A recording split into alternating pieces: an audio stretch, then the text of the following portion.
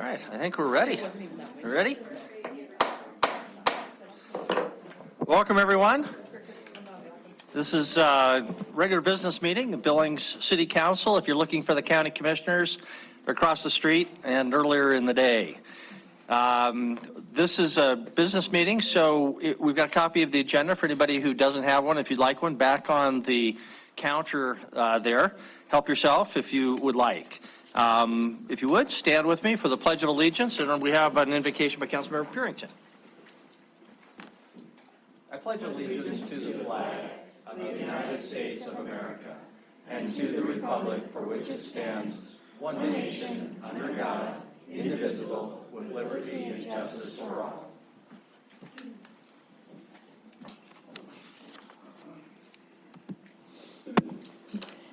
Dear God, Father, Son, and Spirit, I come to you in adoration and thanksgiving as we gather this evening. You have promised where two or more are gathered in your name, you too are present. Relying on that promise, I pray that you direct our proceedings with an attitude of a servant heart, relying on wisdom and charity, not only tonight, but in all circumstances. As we pray for the welfare and safety of all of our city staff, and especially first responders, please keep the country of Israel in your loving and merciful hands. I pray for peace and healing in our world, our communities, our churches, our families, and our hearts. On this day in particular, I acknowledge our history, pray for our present, and put our future in your hands. This I humbly pray in Jesus' name. Amen. Amen. Amen. Tony, if you would please call the roll. Councilmember Shaw. Here. Gulick. Here. Neese. Present. Owen. Here. Joy. Present. Chariki. I'm here. Tidswell. Here. Purinton. Here. Boyette. Here. Rupsis. Here. Mayor Cole. Here. Council, our September 25th meeting minutes are pending, but we do have minutes from August 28 meeting. We do have at least one change on page 10 to change the 10-0 vote to 10-1. But Councilmember Rupsis, that was your identification. Would you put a motion on the table, please? Thank you, Mayor. I move that we approve the minutes from, August 28th, 2023, with the one small correction on page 10 that was noted. Thank you. Second, Councilmember Boyette. Any further changes or discussion of the minutes? If not, then the motion is for approval of the August 28 minutes, which with that one change. If in favor, please say aye. Aye. Aye. If opposed, nay. Motion passes unanimously. Do we have any council courtesies this evening? Councilmember Rupsis. Thank you, Mayor. I wanted to thank the League of Women Voters, Forward Montana, and the Kiwanis Club for sponsoring this weekend's candidate forums. 6 of the 10 candidates, including our own council members Shaw and Boyette, chose to attend and to talk directly with voters about their reasons for running for city council. Sponsors also allowed for extensive Q&A related to the Parks, Trails, and Recreation Bond, allowing voters to be educated on the facts of that project and to combat a rather concerted misinformation campaign. So thank you to the sponsors and to the candidates who participated. Thank you very much. Any other council courtesies? Don't see any, so we have no proclamations. Any council reports? Councilmember Joy.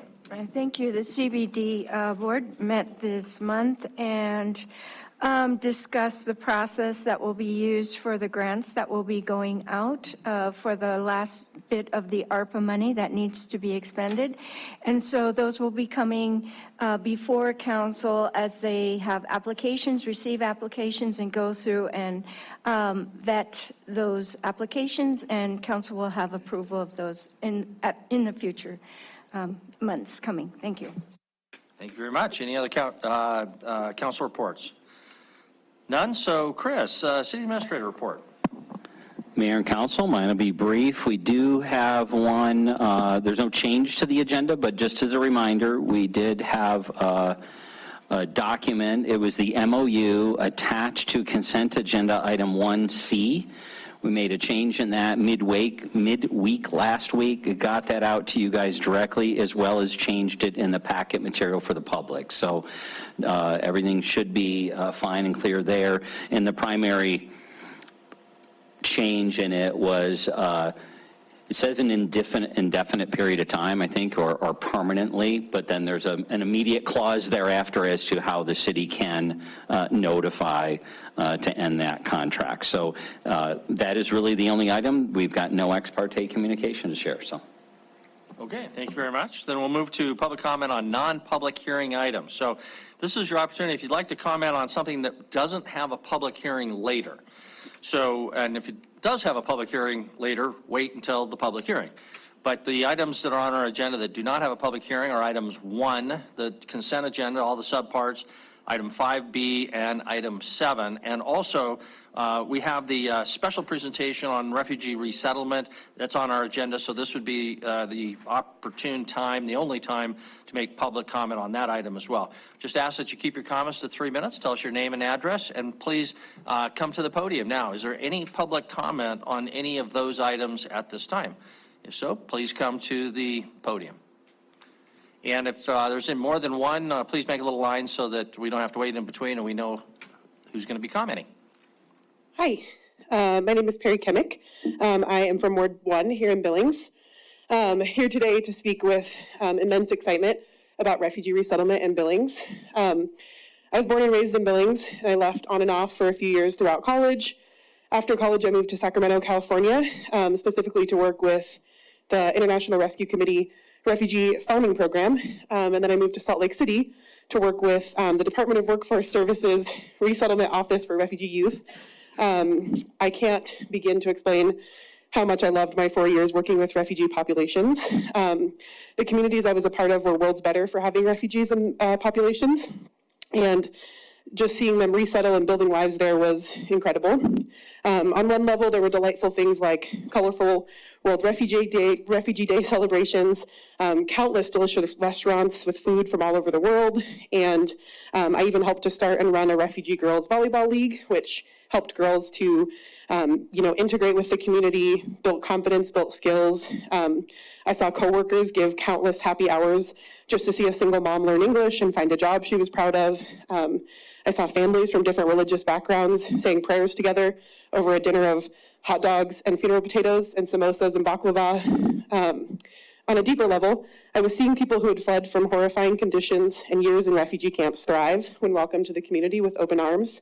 And these were people that if they were turned away would have gone through, I mean, it makes me shake thinking about it, like just horrible, horrible things, or death.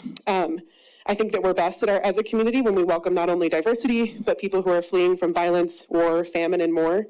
And I think it's been proven time and time again that refugees bring skill sets, they bring work, they bring talents, productivity, culture, enrichment to our communities. And there are folks who, they open restaurants, they start farms and gardens, they integrate their kids into our schools and just have a lot to offer. And I think to turn this into a debate about people's humanity and to pretend that, this thinly masked fear a lot of people have is anything less than cruel and hateful would be a grave mistake. It's our responsibility as human beings on this planet to embrace our fellow humans and our neighbors. And I know that Billings would be a lot better off offering refugee resettlement and helping to integrate new people into our community. And I know that we can really offer something amazing to people who need a leg up. And that is a Billings I'd be really, really proud of. I'd like to leave you with a quick excerpt from a poem you might have heard. It's a Somalian poet, Warsan Shire. A quick excerpt is, "No one leaves home unless home is the mouth of a shark. You only run for the border when you see the whole city running as well. You have to understand that no one puts their children on a boat unless water is safer than the land." Thanks for your time. Thank you. Next. My name is Amy Ekitery, and I'm a lifetime resident here of Billings, and I am here to speak favorably for the refugee settlement efforts, as I've spent a lot of years working on behalf and in the name of immigration and refugee issues, as it has affected my family as well. But I just want to say, as a larger picture, I think this is an opportunity for Billings to grow. And in my mind, if you're not growing, you're dying. And I think that this is an incredible opportunity for growth, for color, for culture, for being that notion of a melting pot of the United States of America. We were founded by people from all over the world, and not founded, but obviously the indigenous were here first, but we came and we're here, and we are a mix of culture, color, values, and we should be able to live in harmony and in peace. But I think that it's important just for us to understand that it is our duty to be welcoming. I spend a lifetime of working among marginalized families and women and children especially, and they come from all walks of life. And to see the struggle and to see how coming together as a community to support them can be an enriching and a growing experience. I think that we can take that and use it in a bigger model to make our community brighter and more welcoming and accepting. Thank you. Thank you. Good evening, Mayor and City Council. My name is Lisa Harmon, 310 North 27th, Billings 59101. I come before you tonight to express my support for Lutheran Family Services Rocky Mountain Region, an affiliate of Lutheran Immigration Refugee Services in our community. First, I'd like to share that I'm a child of parents who were not born in the United States and each whose maternal language was not English. My Polish father arrived in the United States when he was 15. He enrolled in school, became an American citizen, and at 18 joined the United States Navy. Go Navy. 1 year later, his fleet was dispatched to the Middle East during the Jordanian crisis. His ship first arrived in Villefranche, where my mother had recently settled with her family due to the war for Algerian independence. They met at the USO and married 2 years later. My mother arrived in the United States when she was 19. They raised 4 pretty good kids who were taught to love God, neighbor, and country. I'm proud of over the 100 collective years that our little family and extended family have served our great country. I believe this is a story true for many who come to our country, and a wish for those who aspire to come, that they would be welcomed into a country and a community. My Christian faith and tradition also compel me to stand in support today of leaders and to welcome the stranger or foreigner. God reminds us in the Bible no less than 87 times that our ancestors were a migrant people, saying, I am the Lord your God who brought you out of the land of Egypt, out of the house of slavery. And again in Leviticus, you shall treat the stranger who sojourns with you as the native among you, and you shall love them as yourself, for you were strangers in the land of Egypt. I am the Lord your God. The first 5 books of the Bible mentions it no less than 36 times, how we are to treat and care for the foreigner among us. You would think that once would be enough. But welcoming the stranger among us is not easy work, is it? Lots of feelings and emotions come up, and I get it. And it seems that some folks use their faith as a weapon, always needing an enemy or a villain to justify their heart's desire, but I don't think it's God's desire of who's in and who's out. The faith I profess says, I was hungry and you gave me to eat, thirsty and you gave me to drink. I was a stranger and you invited me in. Additionally, I'd like to add that every good and just thing that I've had the honor to be a part of in our city has only ever succeeded through rich partnership. Just look at what we were able to do through Shelter First last winter. It took nonprofit, for-profit, and the public sectors to surround this and get it done, and we did. We exceeded our contract terms, and we were able to even return money to the city, only through partnership and a willingness in community. I believe that when we approach things in this way, there is nothing that we can't do together. We can't save the world that is rattling and falling down around us. I know this, but we can do our small part. That's why I'm so glad that James Horan and Nancy Van Maren are here to talk to you tonight about a good, valid way forward that comes from experience and strategy and rich partnership at all levels. Thank you. Thank you. Next. Hi, my name's Simon Harris. I live at 2311 Kings Drive, which is in Ward 1 on the north side. I have a brief comment in support of the refugee resettlement efforts. Not as eloquent as you've heard from the 3 previous comments, definitely not as eloquent as the Bible, but yeah, really, I just got done with work today and heard that this was happening, and there are certain things in my life that I feel so convicted about strongly. Refugee resettlement and helping those in need is one of them. And so I'm just here as a neighbor to say I'm excited about the prospect. I, for one, personally always feel better when I take the time and the effort to reach out a helping hand. And, you know, you only need to look at the news today to know that there are a lot of people that need help. And we are fortunate to have so much of the, you know, safety and freedom that we have. And I think that that's something that we can share with folks. So thanks. Thank you. Next, anybody else? No one's coming forward, so we'll close the public comment period on those non-public hearing items and move on to the special presentation on refugee resettlement. Tonight we're privileged to have with us James Horan from the Lutheran Family Services for Immigration and Refugees, and also Nancy Van Maren from Nations to Neighbors, our local nonprofit organization that's helping to coordinate some of this. So Nancy, James, you want to come forward and tell us what's going on, and I think you've got a little bit of a division, how you want to divide this up. We just ask that you take 5 or 10 minutes and try to keep it at that, and then we'll open it up to, for questions from City Council. Perfect. Thank you, Mr. Mayor, Council. I appreciate this opportunity. I'm thrilled with this opportunity. I'm Nancy Van Maren. I'm the coordinator of Nations to Neighbors, which is a local nonprofit that is coming alongside refugees to help ensure that they thrive and are fully integrated into our community. What began as a sponsor circle in 2021 so that we could welcome into our community some Afghan evacuees as they were being evacuated and then placed into U.S. air bases, U.S. bases, military bases, and then into American communities. We came together, a number of us came together and put together an application to become a sponsor circle to have a community-based welcome for Afghans into our community. That was approved, and in January of 2022, we welcomed our first Afghan family into Billings. In February, we welcomed another one. In May, a gentleman who had to leave his family in Afghanistan, and in October, another gentleman whose family is still in Afghanistan. So altogether, we welcome 2 families and 2 individuals whose families we are trying to reunite with them. Nations to Neighbors served as really functionally as a resettlement agency for these Afghans.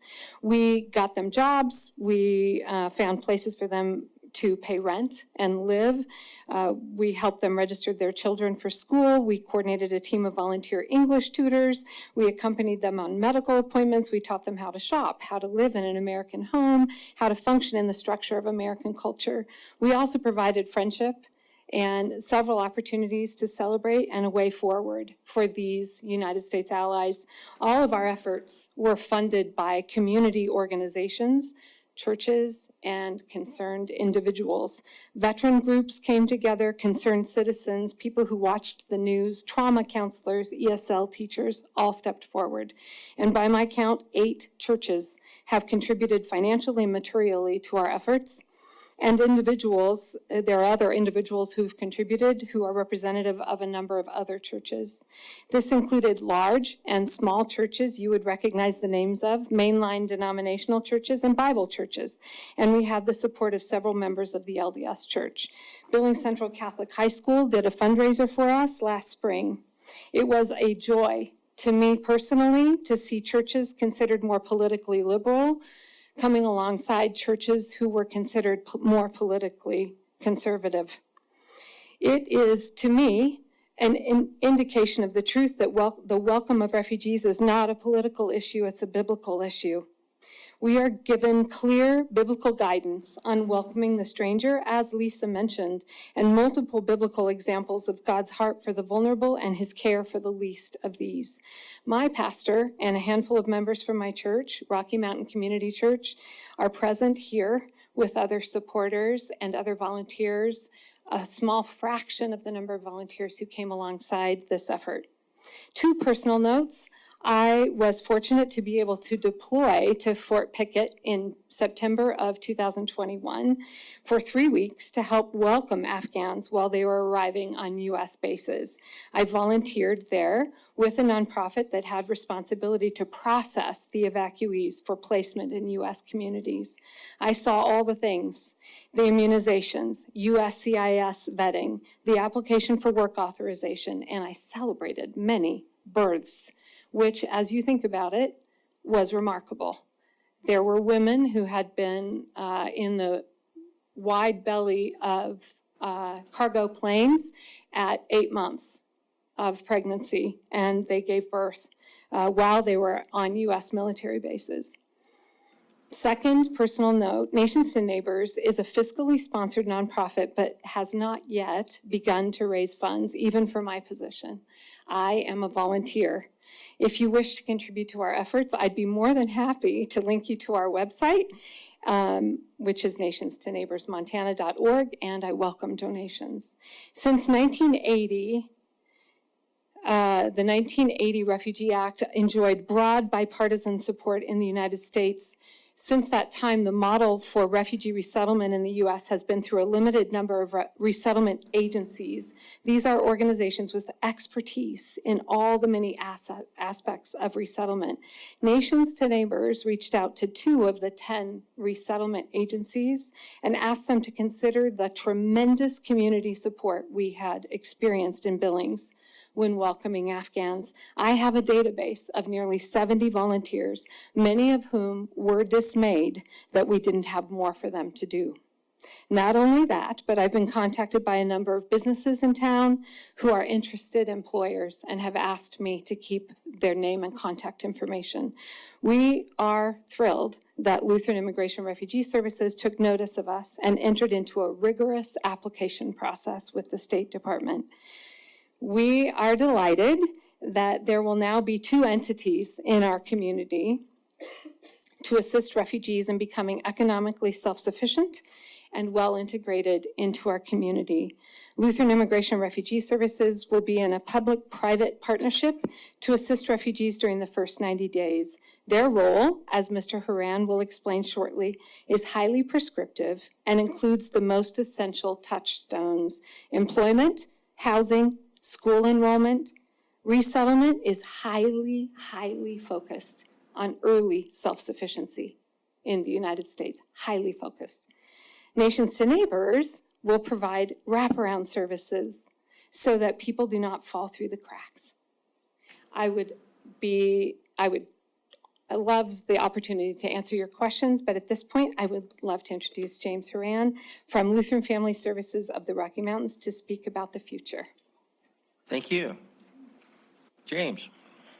Thank you, Mr. Mayor. I think after Nancy's presentation, we could probably just go straight to questions, but I'd like to address a few things here, especially perhaps setting some misperceptions with some accurate information here. As Nancy said, I'm with Lutheran Family Services Rocky Mountains. We're the regional affiliate of Lutheran Immigration and Refugee Service. So we serve in Colorado, New Mexico, Utah, and have actually served occasionally in Montana, and I'll talk about that here in a minute. We were first contacted by Nations to Neighbors and a number of other grassroots individuals here in the Billings area in late 2021. And really over the last several months since then have been in conversations and consultations about the possibility of welcoming a small number of additional refugees to the Billings area. I mentioned to you that we have served in Montana periodically. That has actually been since 2008, so about 15 years now that we've served, and primarily in the Billings area. And that's due to the fact that refugees have been coming to Billings, just not as a part of a formal resettlement effort. They've been drawn here by community connections, by employment opportunities, really by the same quality of life issues that you or I would consider when selecting a new community. So I would really want to emphasize this is not an entirely new phenomenon.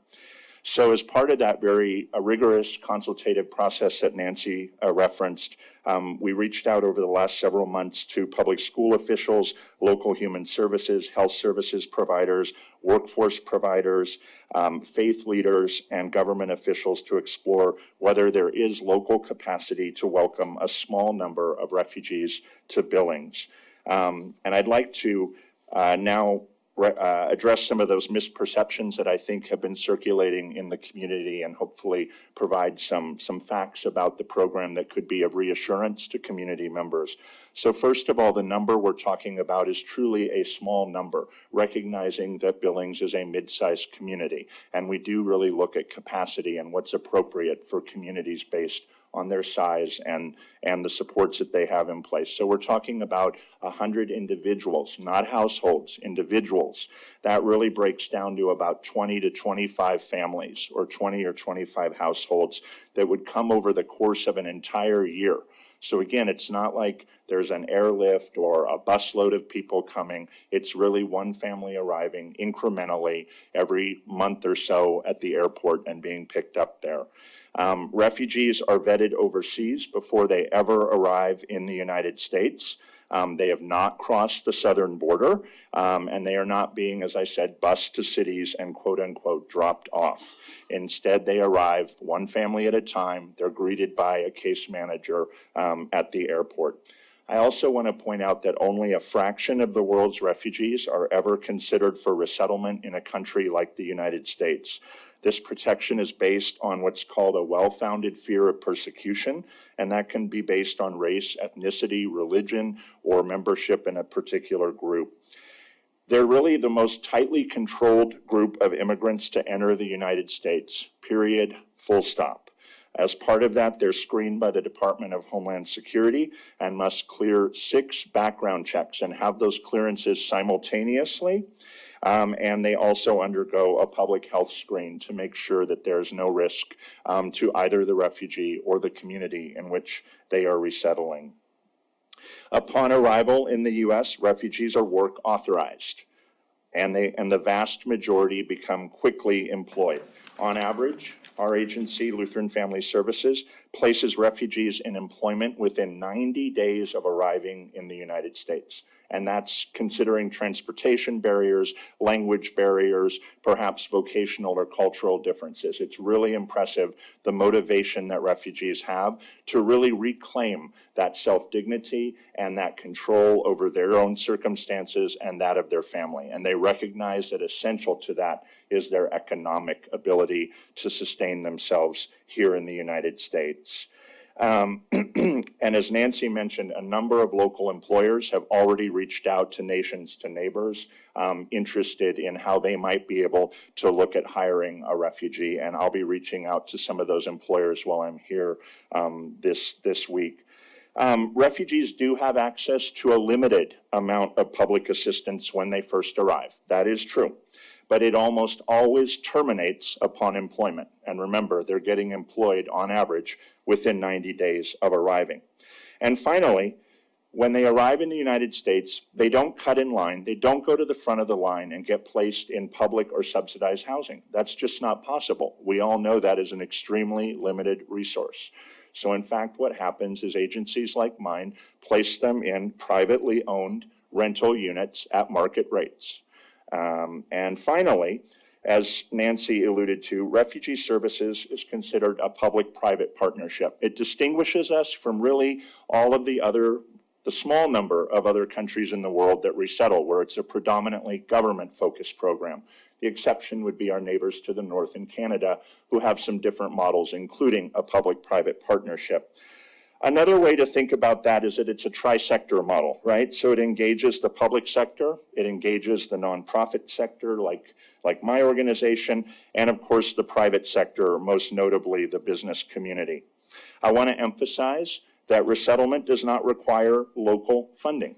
It is funded through primarily federal resources. So as a result, additional dollars are actually coming into local communities and into the local economy. And finally, resettlement, essential to successful resettlement and integration of refugees into their new communities is extensive community engagement and partnership, including with organizations like Nations to Neighbors. That includes many, many volunteers that Nancy referenced, hundreds of hours of volunteer service every year, donations of goods and other in-kind items, and an extensive involvement of all types from individuals throughout the community, especially the faith community. So with that, thank you, Mayor and Council, for the time to present to you, and we would welcome your questions. Thank you, James. Thank you, Nancy. I'm sure there are some questions. So, Council, we'll just start down here. Councilmember Owen. Mayor, with your permission, I'm going to give just a little bit of a preamble and then land it in a question. I am a very proud graduate of Concordia College in Moorhead, Minnesota, a place where Lutheran Social Services is very active. It is a faith-based college, and we spend a lot of time over those 4 years studying our faith. And during the course of that, we studied a lot of comparative religion, which ended up in all of us spending time in the homes of people who had been resettled from various wars and conflicts, understanding faith and all of its contours. And so as a matter of personal belief, I think that the work that we do to welcome people who are suffering incredible trauma is what we are called to do as people. I deeply believe, I was convicted, as I heard earlier, that this land does not belong to us. It belongs to God, and we are obligated to steward it in a way that's consistent with those principles. But as a matter of public policy, I think the work that we do has a tremendous benefit to our community. Are there going to be impacts on schools? Maybe. But if we solve them for the good of every child in this community, because those crowding issues have to be addressed. And if there are safety concerns, it's our job as a city government, in my opinion, to keep vulnerable people safe and to ensure that no one commits violence in this community. So the harder we are challenged to do that, the better we do for all of our citizens. So I observe in the way that you present a little bit of hesitance or uncertainty. And I guess my question to you is, how can we be helpful? How can we be seen as a partner in this effort rather than maybe an obstacle to overcome? Sure, and I'll field this question respectfully as an interloper who is not a member of the Billings community, but recognizing that I think one of the most powerful things that leaders can do, and this is in all kinds of areas of public policy, is advocacy and education and setting the record straight, perhaps allaying concerns that certain constituents may have about, really coming at things from, I think what you were describing, a place of faith and a mentality of abundance and welcome, right? So that would be my request. Nancy, anything to add? I think you summarized a number of the key kind of concerns that people can have, and they're concerns that I'm familiar with, and concerns about safety. This is a community where we raised our children and where we are watching our grandchildren grow up. And of course, it's of great interest to us to have community safety. And so we've done a lot of research to see what the real data is. There's a great deal of data about refugees because there's such a specialized portion of immigrants, nationally. So the crime rate is much lower among the refugee population than the general population. And there is already an ELL program operating in the Billings School District that is actually very strong. And I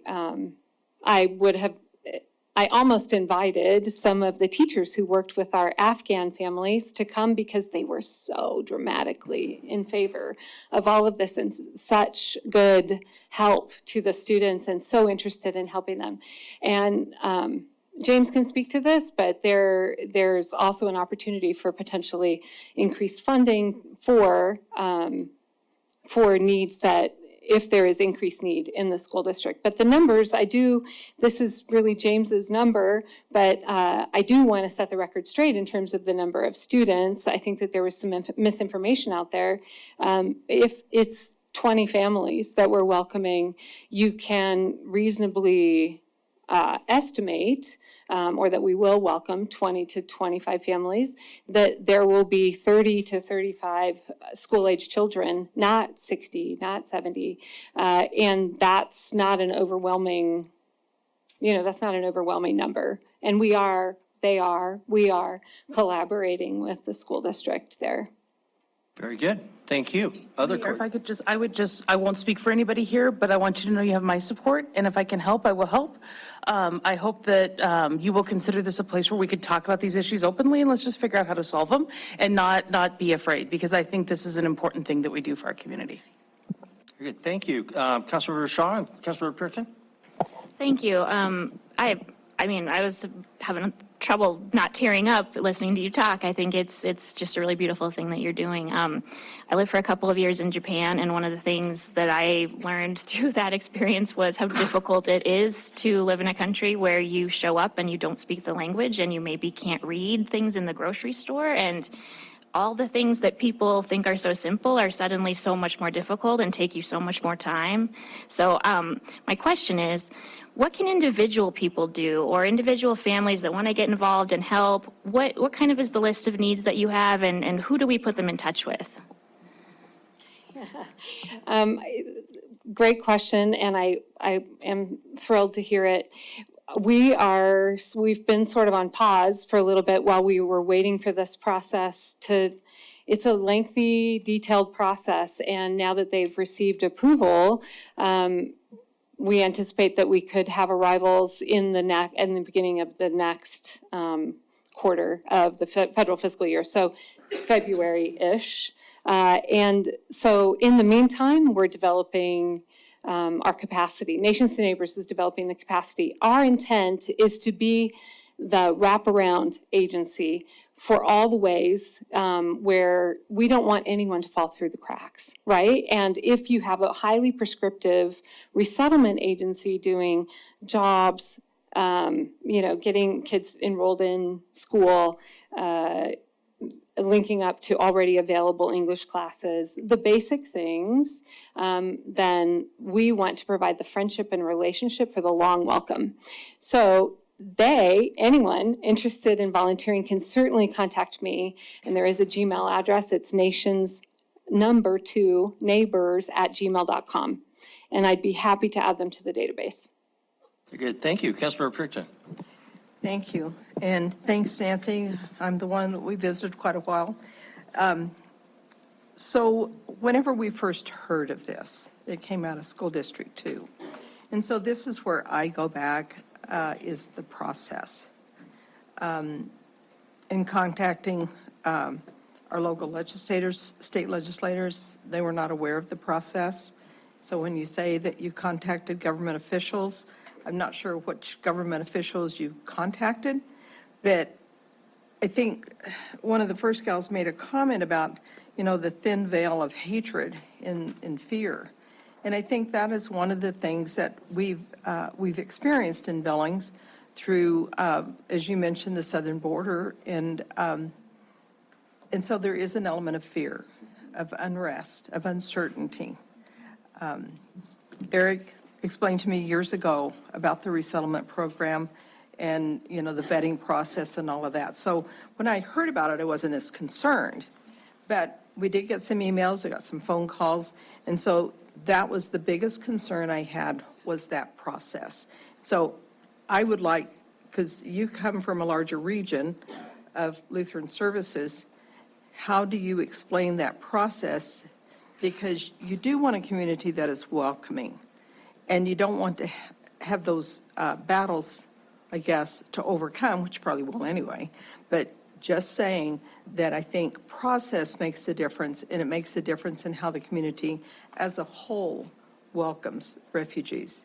I do agree that refugee resettlement is an important aspect of our charitable duty as well as our civic duty. But I would like to know a little bit more about process from the beginning. Thank you. Thanks for that question, Councilwoman. First of all, I'll say the process is at once both prescriptive, but also not perfect in terms of reaching perhaps everyone who has a vested interest in refugee resettlement. But when I say it is prescriptive, the U.S. State Department is actually the department that oversees the approval of placement of refugees into a particular community. And they require agencies such as ours to engage in a consultative process. And there's literally a checklist that includes, as you referenced, the school district. So I've met with them on a number of occasions, meeting with human services providers, workforce providers. Local government is on that list, and we did reach out to local government as part of this process. You're required to reach out not to the state legislature, you referenced some legislative leaders, but actually to the administrative portion of the state government. So we did reach out to the Montana Department of Public Health and Human Services as a part of this. And we were known to them, again, for many years because of the work that we've done on an occasional basis in the Billings area. And so we really follow that format, and it is required by the State Department. I should say, though, by way of reassurance, that process does not end here. And so, Nancy and I are here this evening to present and to answer any questions you have. And we are here for the long term to be doing that. And I would also like to put out myself to any of you individually to meet with you more at length about this program and this process. We want full transparency and openness. Councilwoman, I agree completely with you that having a community that is informed, engaged, and knowledgeable about something is inherently a more welcoming community that feels more comfortable with this process. So not only are we willing to continue this engagement with city leadership, but I would also tell you that as part of being a resettlement program, we're required to have what are called quarterly consultations with the community broadly.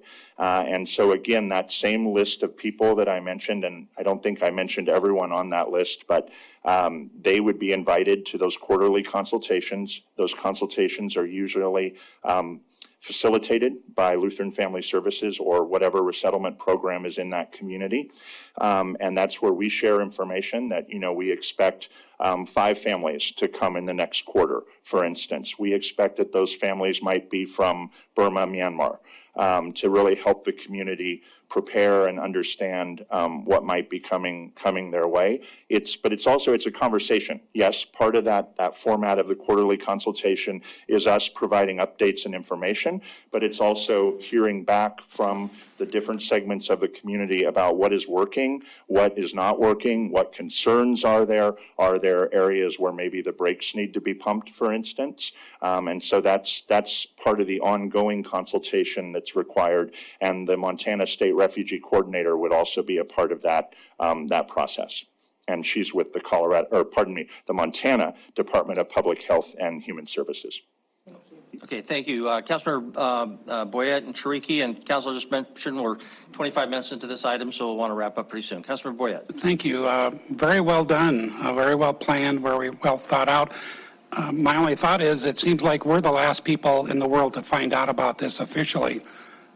What's wrong with the program if the city council of the city they're coming to doesn't know about it before everybody else? Why are you here today versus 6 months ago? Not a criticism of the plan, but the operation of it. We should have known about this a long time ago. I think I don't personally care for that feeling of being blindsided, and so that resonates with me. I don't like surprises, and I don't like being blindsided, and certainly not in your position because you are public servants. And so I apologize for any role I had in creating that.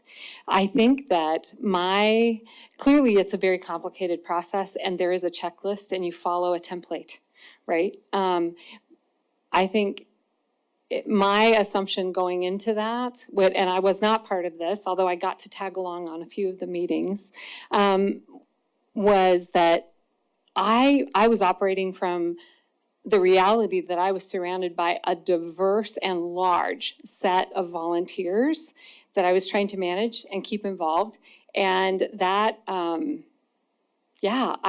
think I felt that there was already so much community knowledge about this situation that it didn't occur to me to say, whoa. And Also, there isn't an authority given to the city council. The authority is at the State Department level. So this is a courtesy to you all and to the public, the watching public, to be able to get information. That's why we're here today. It would have been, I agree with you, it would have been better that you not be blindsided, because I can't stand that either. Yeah. Thank you. Councilor Tricky? Thank you, Mr. Mayor, Council. A really good friend of mine was one of the first journalists that was let back into Vietnam after 1975, and he wrote some just amazing stories about the families that were our allies that stayed, and families that were our allies that managed to make it over here. In that context, I have two questions. The first one is, can you tell me how many of these 20 to 30 families were our enemies during the war in Afghanistan? Sure. Well, first of all, we don't expect that a significant portion of this group would be from Afghanistan. That was a program, and I don't want to maybe go into too much of the legalities of this, but that was a program in which, due to the speed of the evacuation from Kabul and the airlift of what was called Operation Allies Welcome, did not allow for following the traditional refugee screening and vetting process, which on average, more than half of refugees spend more than 10 years in hiatus before they're ever granted the opportunity to resettle. It is not a fast or expedited process. Again, this was a unique situation owing to our country's foreign interests and our military involvement in Afghanistan. And so the folks that Nancy's team worked with were actually granted humanitarian parole, which is a more temporary status, and then they have to seek asylum or other longer term adjustments to their status if they want to remain in the country long term. Refugees, by contrast, arrive with refugee status. They've gone through all those security checks that I've talked about. And then after 1 year, they can apply for permanent residency, or what's colloquially referred to as getting your green card. And then 4 years after that, apply for naturalization, which overwhelmingly they seek to do. So I don't know if that speaks to your question, but it was a different process. And I know that can be a little arcane to folks who aren't involved in immigration law, for instance, or refugee protection issues. And Lord protects us all from immigration lawyers. So the other question that I wanted to ask, and you started to touch on it, but with this specific group of people, what have their lives been like for the last few years? Where have they been? What have they been going through? Sure. So there are two settings traditionally that refugees find themselves in while they're in that decade or more of hiatus. So probably the setting that people's minds conjure up first would be of the refugee camp. A large refugee camp in Africa, for instance, or in Southeast Asia at one time, or other parts of the world. There are also a large number of urban refugees who are in places like Nairobi, Kenya, Kuala Lumpur, Malaysia, who are essentially living an undocumented existence. They may have nominal protection from the United Nations High Commissioner for Refugees, but typically those countries are, I guess you could characterize it as tolerating their presence for a time being. I mentioned only a tiny fraction, it's a little over 1% of the world's total refugees is ever resettled. So what happens with the rest of them? The most common kind of outcome is returning to their home country, right? So if you have escaped your country or escaped any kind of disaster or displacement, the most fundamental human instinct, I think, is to go home. And we've seen that even like places in Afghanistan, although sometimes only to have to flee again as conditions change in that country.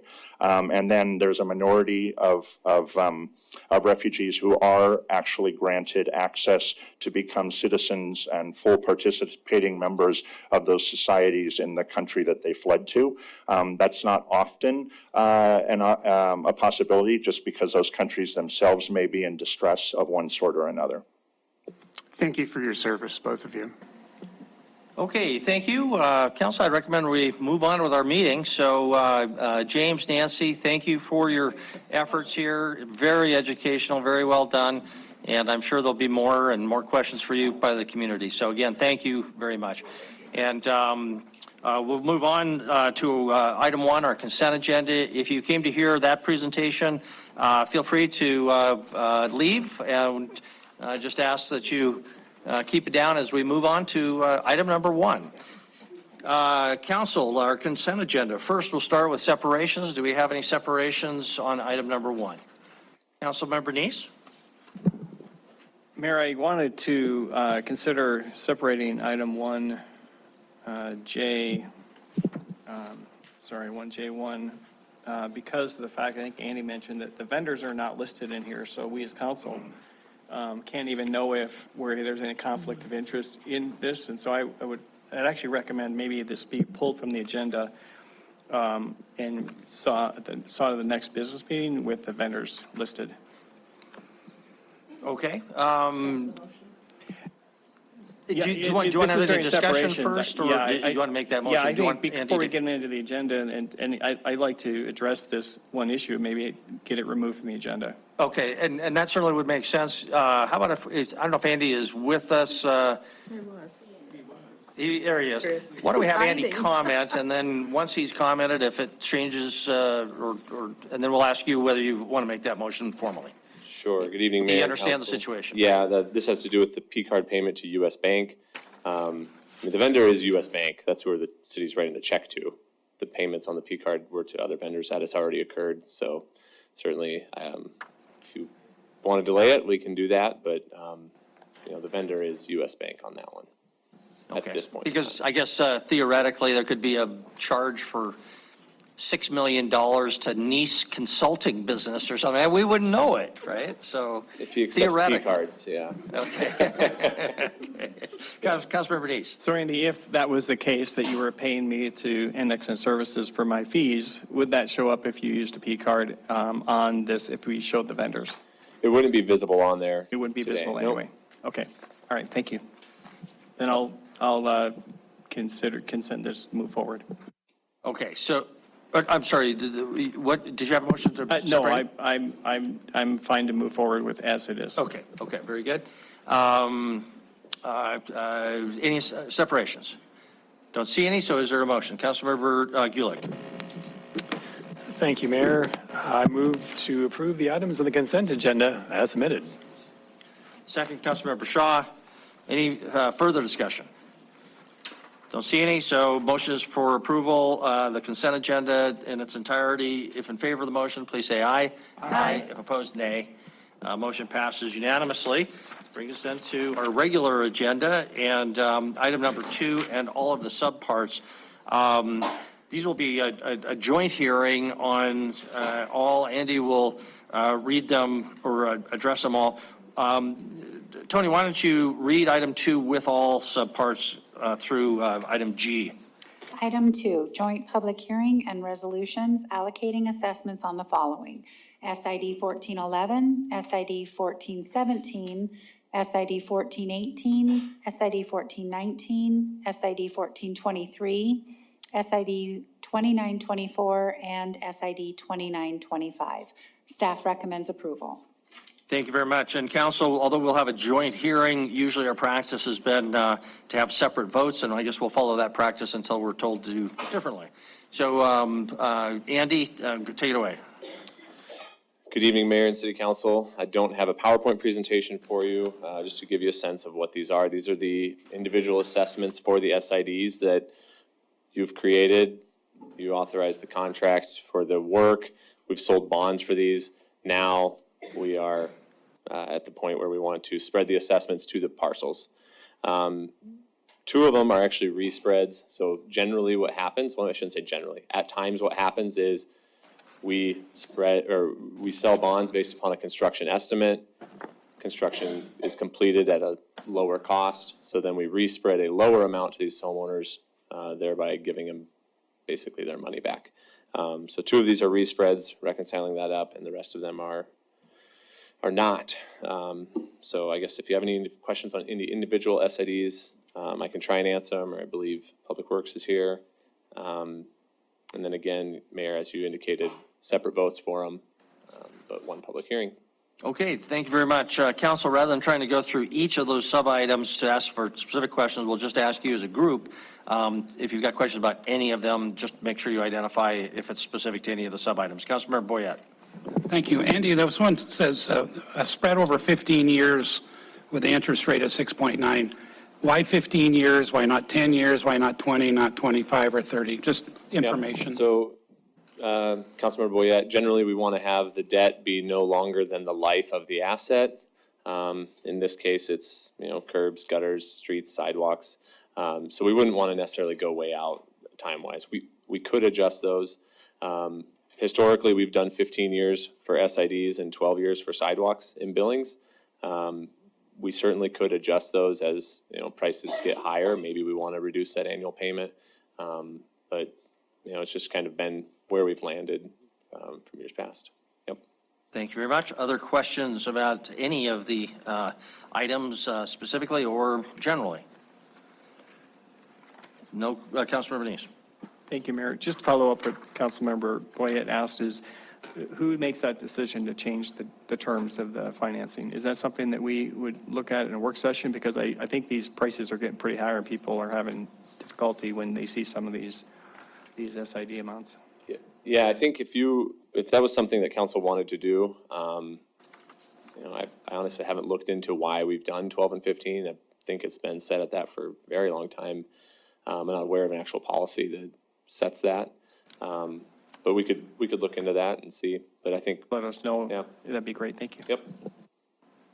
Okay. Any further questions before we proceed to individual votes, item by item?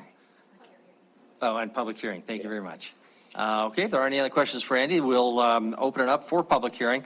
This is an opportunity for anybody who is interested to be heard on any of the items under item 2. So that's 2A through 2G, those 7 different SIDs.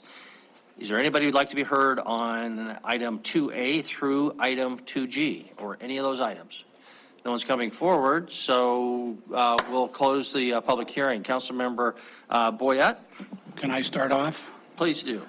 Having conducted a public hearing, considered written and spoken public testimony, I move to approve resolution allocating assessments on SID 1411 as recommended by staff. Thank you very much. Is there a second? Second, Councilmember Shaw. Any discussion? Okay, in favor of the motion for approval, item 2A, please say aye. Aye. Opposed, nay. Motion passes unanimously. Item 2B, Councilmember Gulick. Thank you. Having conducted a public hearing, considered written and spoken public testimony, I move to approve a resolution allocating assessments on SID 1417 as recommended by staff. Thank you, Councilmember Tidswell. Any discussion?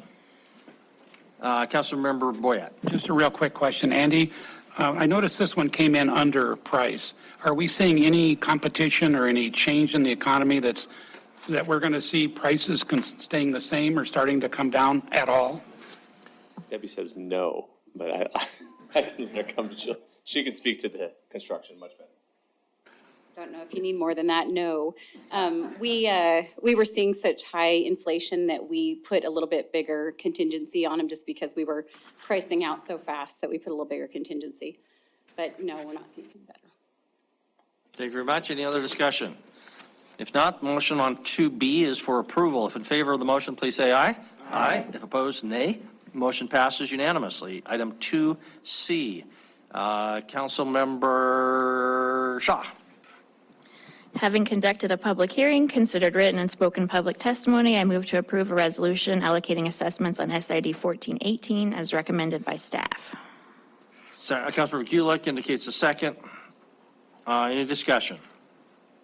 Seeing none, motion is for approval. 2C, in favor, please say aye. Aye. If opposed, nay.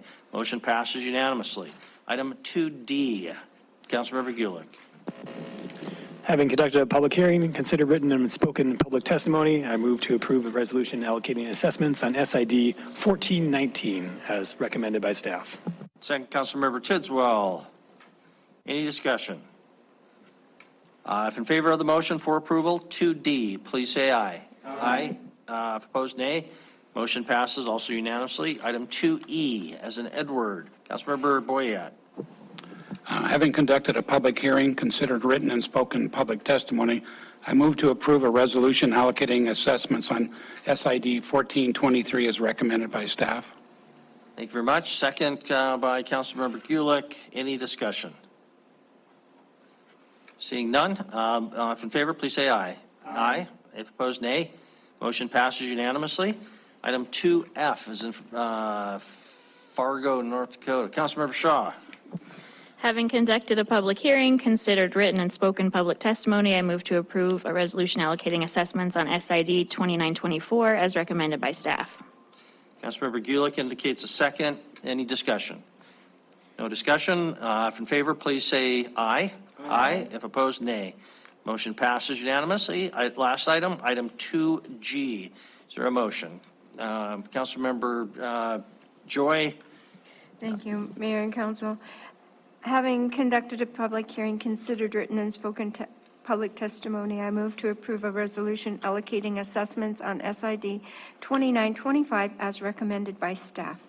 Thank you. Councilmember Gulick indicates a second. Any discussion?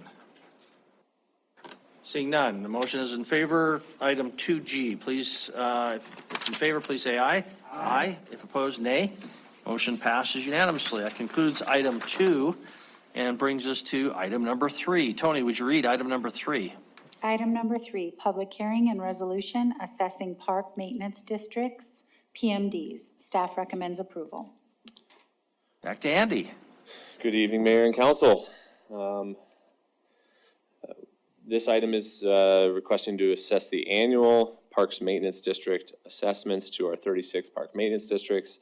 This is largely consistent with your budget, and I say largely because one of them we slightly reduced. When we were looking at expenses, there was a water bill in there that I think was too high. So this might be $2,000 less than the annual budget. Overall, it's a 5.5% increase from the prior year. There are 6,495 properties in APMD with an average charge of $204 or a median of $148 per year. I do have a slide that was in your, that's really small, that was in your staff memo. So you've seen that, and then a reference if we had some history on some other, or you had a question about history, but don't have anything beyond that, but happy to answer questions for you, Council. Questions for Andy? Councilmember Purinton. Thank you, Andy. I don't know if you can answer this or not, but we'll give it a shot. So what is the rationale for some of these going up? And I would imagine that has to do with increased costs, but then there were some that actually went down. Yep. And I'm going to go to Cottonwood because that's in our ward. Mm-hmm. So in 23, we had $2,000 for the park maintenance district, and as far as I know, nothing was done. They don't mow out there or anything. So it went down this year, so it's a minus 50. So if you all said, so if 5,000, where was that? 2,000 was allocated in 23, what was the money used for? Yep. So Councilmember Purinton, Mayor and Council, so PMDs will cover if there is watering, mowing, garbage. But if there is not that, there is very likely I think every case, there's going to be street maintenance district assessments on that parcel. There's storm sewer assessments on that parcel, and there may be light district assessments on that parcel. So there are at least those assessments. So you'll find that on Cottonwood, even if there's not a developed park there. You'll find that in Josephine Crossing is another good example. The city does not maintain those parks, Right. but those assessments get paid because the park is owned by the city, the bill comes to the city, so we charge it to the PMD. So yeah, those are what you'll find in all parks, and then of course water, garbage, and mowing as well. Thank you very much. Other questions for Andy about park maintenance districts? Any questions? Don't see any, Andy, so this is also a public hearing, so we'll open up public hearing on item number 3, assessments on park maintenance districts. Would anybody like to be heard? If so, please come to the podium. No one is coming forward, so we'll close the public hearing on item number 3. Councilmember Boyette. Thank you, Mayor. Having conducted a public hearing, considered written and spoken public testimony, I move to approve a resolution assessing park maintenance districts PMDs as recommended by staff. Thank you very much. Second, Councilmember Shaw. Any discussion? Councilmember Rupsis. Thank you, Mayor. And this is more, I guess, just a comment for Chris, or I don't see Mike or anybody in here, but I'd sent an email a couple weeks ago when we thought we were going to have this conversation, just saying, what I'd like to see for next year is a program where some of these PMDs that are under the in subdivisions that have an HOA can essentially take that responsibility back into the HOA. So I don't know if we need an initiative for that, or if it's just something that we can work with on staff to see a program like that. Obviously, there needs to be some thought to it, some guidelines and boundaries and those types of things done. But for next year, I'd like to see that so we can get some of these off our rolls. So, Mayor, Councilman Rupsis, the way I would approach it is tied to ultimately our budget process, and early on next year in a work session format, talking about what are the effects of having HOA maintained, though? What's the impact in having that part of that decision-making process? So we don't need an initiative, but if the council wants to take it, I guess maybe I should rephrase that. If the council is questioning whether we should focus resources in that direction, then it'd be good to have that clarity. If it's not, if folks are all pretty wide open to saying, yeah, we should better understand how these work and what would be the impacts of HOAs taking over the financial responsibility, what would that lessen for us, et cetera. I think it's a worthy public policy conversation, period, how our PMDs work and how HOA maintain parks function in the park system. Councilor Rupsis? Yeah, I guess, Council, I just kind of worry about putting this into the budget process, because it seems like that's kind of late in the process. So I don't know if there's a general consensus in this direction, then we can, kind of do the initiative if we need to. But otherwise, I'd like to have that conversation earlier rather than later, so that by the time it gets to budget, we've already kind of got those things figured out. Chris, if I can just ask you a question about that, would it be possible to have a baby step in this direction that would look something like asking the finance department, working with the parks department, I guess, to just come up with a list of which of these districts might be prospects, because there is an HOA. That would be a really important start, I think, and also a really high level what the pros and the cons might be, without getting in a whole lot of negotiation with individuals or anything like that, but just a real basic staff report on the concept. That'd be my suggestion, Councilman Rupsis, if that, and if Chris would have talked with his departments about how much work would go into that, but that could be a first step. Councilmember Neese? Thank you, Mayor. First of all, Councilmember Rupsis, I would be in support of that initiative if it came forward. But on regarding the motion, I believe Andy said there was a correction that needed to be made, and I wanted to just make sure the motion includes that, whatever that correction was. Did I understand that correctly? No, we had corrected, sorry, the correction was that the total assessment was slightly less than what your budget adopted, because we had found that there was a water bill that shouldn't have been included in the PMDs. So we've reduced it. It was in front of you as correct. Great, thank you. Okay. Further discussion, including about Councilmember Rupsis' suggestion. Okay. I see some thumbs up on a very informal basis. Okay, are we ready to vote? We have a motion for approval, item number 3.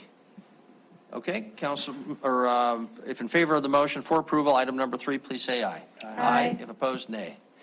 Motion passes unanimously. Item number 4. Tony, would you read item number 4? Item number 4, public hearing and resolution adopting parking rates and fees and repealing resolution 20-10891. Staff and parking board recommend approval. Thank you very much. Tracy. Good evening, Mayor and Council. I'm going to attempt to multitask and see how that goes. So, which one? Your arrows. Oh, okay. They're there. Okay, excellent. Between the two of us, All right. The Billings Parking Board, parking staff present to you the proposed resolution establishing new downtown parking rates for meters, meter bags, bus bags, garage monthly, garage hourly parking, parking validations, and lots for fiscal year 24 through 26. The proposed rates were reviewed by the Budget Committee on August 16th. The committee mentioned two concerns. The first was the amount of the rate increase for the delivery permits, going from $12 to $50 per permit. And the second was the rate of charge for the use of the EV stations. I will discuss both of those concerns in a few minutes. Okay, right there. This slide provides information regarding our on-street programs, their current rates, the proposed rates, as well as an estimated increase in revenue compared to the previous fiscal year. I did not include the revenue increase in the table for delivery permits since it is not planned to go into effect until fiscal year 25. As you can see, the delivery permit proposal has been changed to reflect the request of the Budget Committee. At the start of the new year, I will be proposing an ordinance change regarding delivery permits. Compared to the revenue collected in fiscal year 23 at $17,252, the amount of additional revenue for the delivery permits would be approximately $18,600. The asterisk indicates possible change in the revenue because of the street conversion project and the sale of the surface lots. The loss of the revenue for the surface loss is estimated at $45,450. Estimated number of metered spaces removed due to the conversion is approximately 40 metered spaces. Let's see. The Budget Committee raised a concern that the meter fee for the use of the EV stations was not covering the cost of the electricity. I have concluded that we are charging enough to cover the cost. The problem is that some parkers are not paying the meter. The information presented is pulled from the EV stations and meters on North 29th Street near the Billings Clinic parking garage. I was not able to pull the Northwestern Energy information from the EV stations located in the Wells Fargo ATM area due to the electricity being tied into the Park 2 garage. Initially, during the first 3 months, parkers were paying the meter, and their payment was covering the cost of the energy used. From then on, the revenue declined. After reviewing the EV station information, I concluded that some parkers were not paying the meter after hours of enforcement. The parkers who were using the EV stations may have thought they did not need to pay the meter after 5 p.m., since all the other meters in the downtown area do not require payment after 5 p.m. The meter face does state the payment is 24 hours a day, which parkers may have missed. The parking staff have installed signs stating the spaces are for electric vehicles. Violators will be ticketed. They're available 24/7, and maximum stay is 5 hours.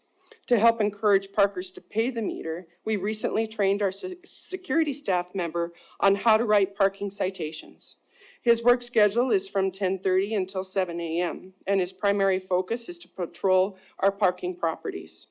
Hopefully, the enforcement of the EV stations will encourage parkers to pay the meter for usage. I will continue to monitor this situation. Both garage hourly and monthly revenue may be affected by the sale of Park 3.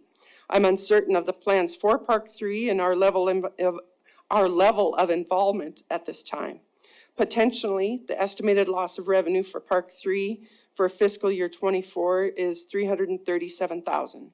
However, other garages may be able to take in the displaced parkers and additional revenue. The major challenge is trying to create an income stream that will cover all of our operating costs while still investing enough in assets for the future. Garages need continuous upkeep while still investing enough in, garages need continuous upkeep, equipment needs routine replacement, and increased security of the garages is a high priority. More cameras and better lighting would certainly help improve this situation. It is critical for our department to explore ways to increase revenue to ensure proper investment continue to be made into our parking assets. With all of our challenges, we continue to see progress with our parking operations. We have a positive working relationship with our parking board, who's committed in helping us improve the parking operations. The relatively new parking control equipment at the Empire Garage has improved our operations as well as revenue. Soon, the public will have the ability to pay their parking citations online, as well as giving them the option to contest their parking citations online, which enhances our parking operations. With the assistance of our facility services, and with much appreciation to John Caterino, we are moving forward with a condition audit of the city's parking garages. Although the parking division is currently short one facilities maintenance staff member, our current 2 employees work tirelessly, striving to keep the garages clean and safe. We have a great working relationship with our police department, especially our downtown officers, who have responded quickly when our staff requests assistance. In closing, with the support of the parking staff, parking board, and other city departments, and you, I believe the parking operations are moving in the right direction. Thank you for your time and commitment to our city. Thank you, Tracy. Questions? Councilmember Boyette. I just wanted to make sure we understand it. People can just plug in their car and we don't charge them to plug their cars in? Yes, that is correct. The type of charging stations that we have are not ones that are controlled, a lot like the charging stations out in the Heights. The payment is like within the charging station itself. When we selected these charging stations, I don't know if that option wasn't available at that time, but we were guided that these were the best stations to be able to install. And so the way we would try to cover the costs was through the parking meter. And during the day when there's enforcement, lots of people don't like parking tickets, so they abide by the rules. Some of them abide by the rules. But in the evening, and it very well could be that they thought that they didn't have to pay for parking even though they were charging their vehicle. But it is signed and it will be enforced, and we'll see, hopefully that kind of curtails that behavior. Councilmember Boyette. Wouldn't it make sense to change these meters to, you have to put your credit card in to use it versus just plugging it in? I mean, that doesn't even make sense giving away electricity like that. It was the type of charging station that we have, so they're separated. We don't have the type of payment, and the charging stations were paid through the grant. And to my knowledge, those people that knew best on charging stations and electric cars that helped guided us onto the charging stations that we should look at getting are what we ended up installing. I don't know how quickly the technology has improved on that. I would imagine it's been fairly quick, but I don't know. Just one last, could we just take them out then? If we're losing money, why have them there? Well, we're not really, it's a minimal amount in comparison to the big picture. And I do believe that we can, I do believe people will abide by the rule as soon as they end up receiving a couple tickets, and those tickets escalate. So, and pretty soon when you're getting $50 at a pop, the $15 you put in isn't too bad. Thank you. Councilmember Neese, Councilmember Tisdale, Councilmember Rowan. Thank you, Mayor. I've got a couple of questions. One, I want to follow up on what Councilmember Boyette said. That was my first impression, is pull them out, or they're looking to have a conversion where they can adapt to some kind of payment system to turn them on and off. I don't know if that's possible, but because now we're going to have to manually enforce them instead of being automated. So I would encourage the department to look at automating them.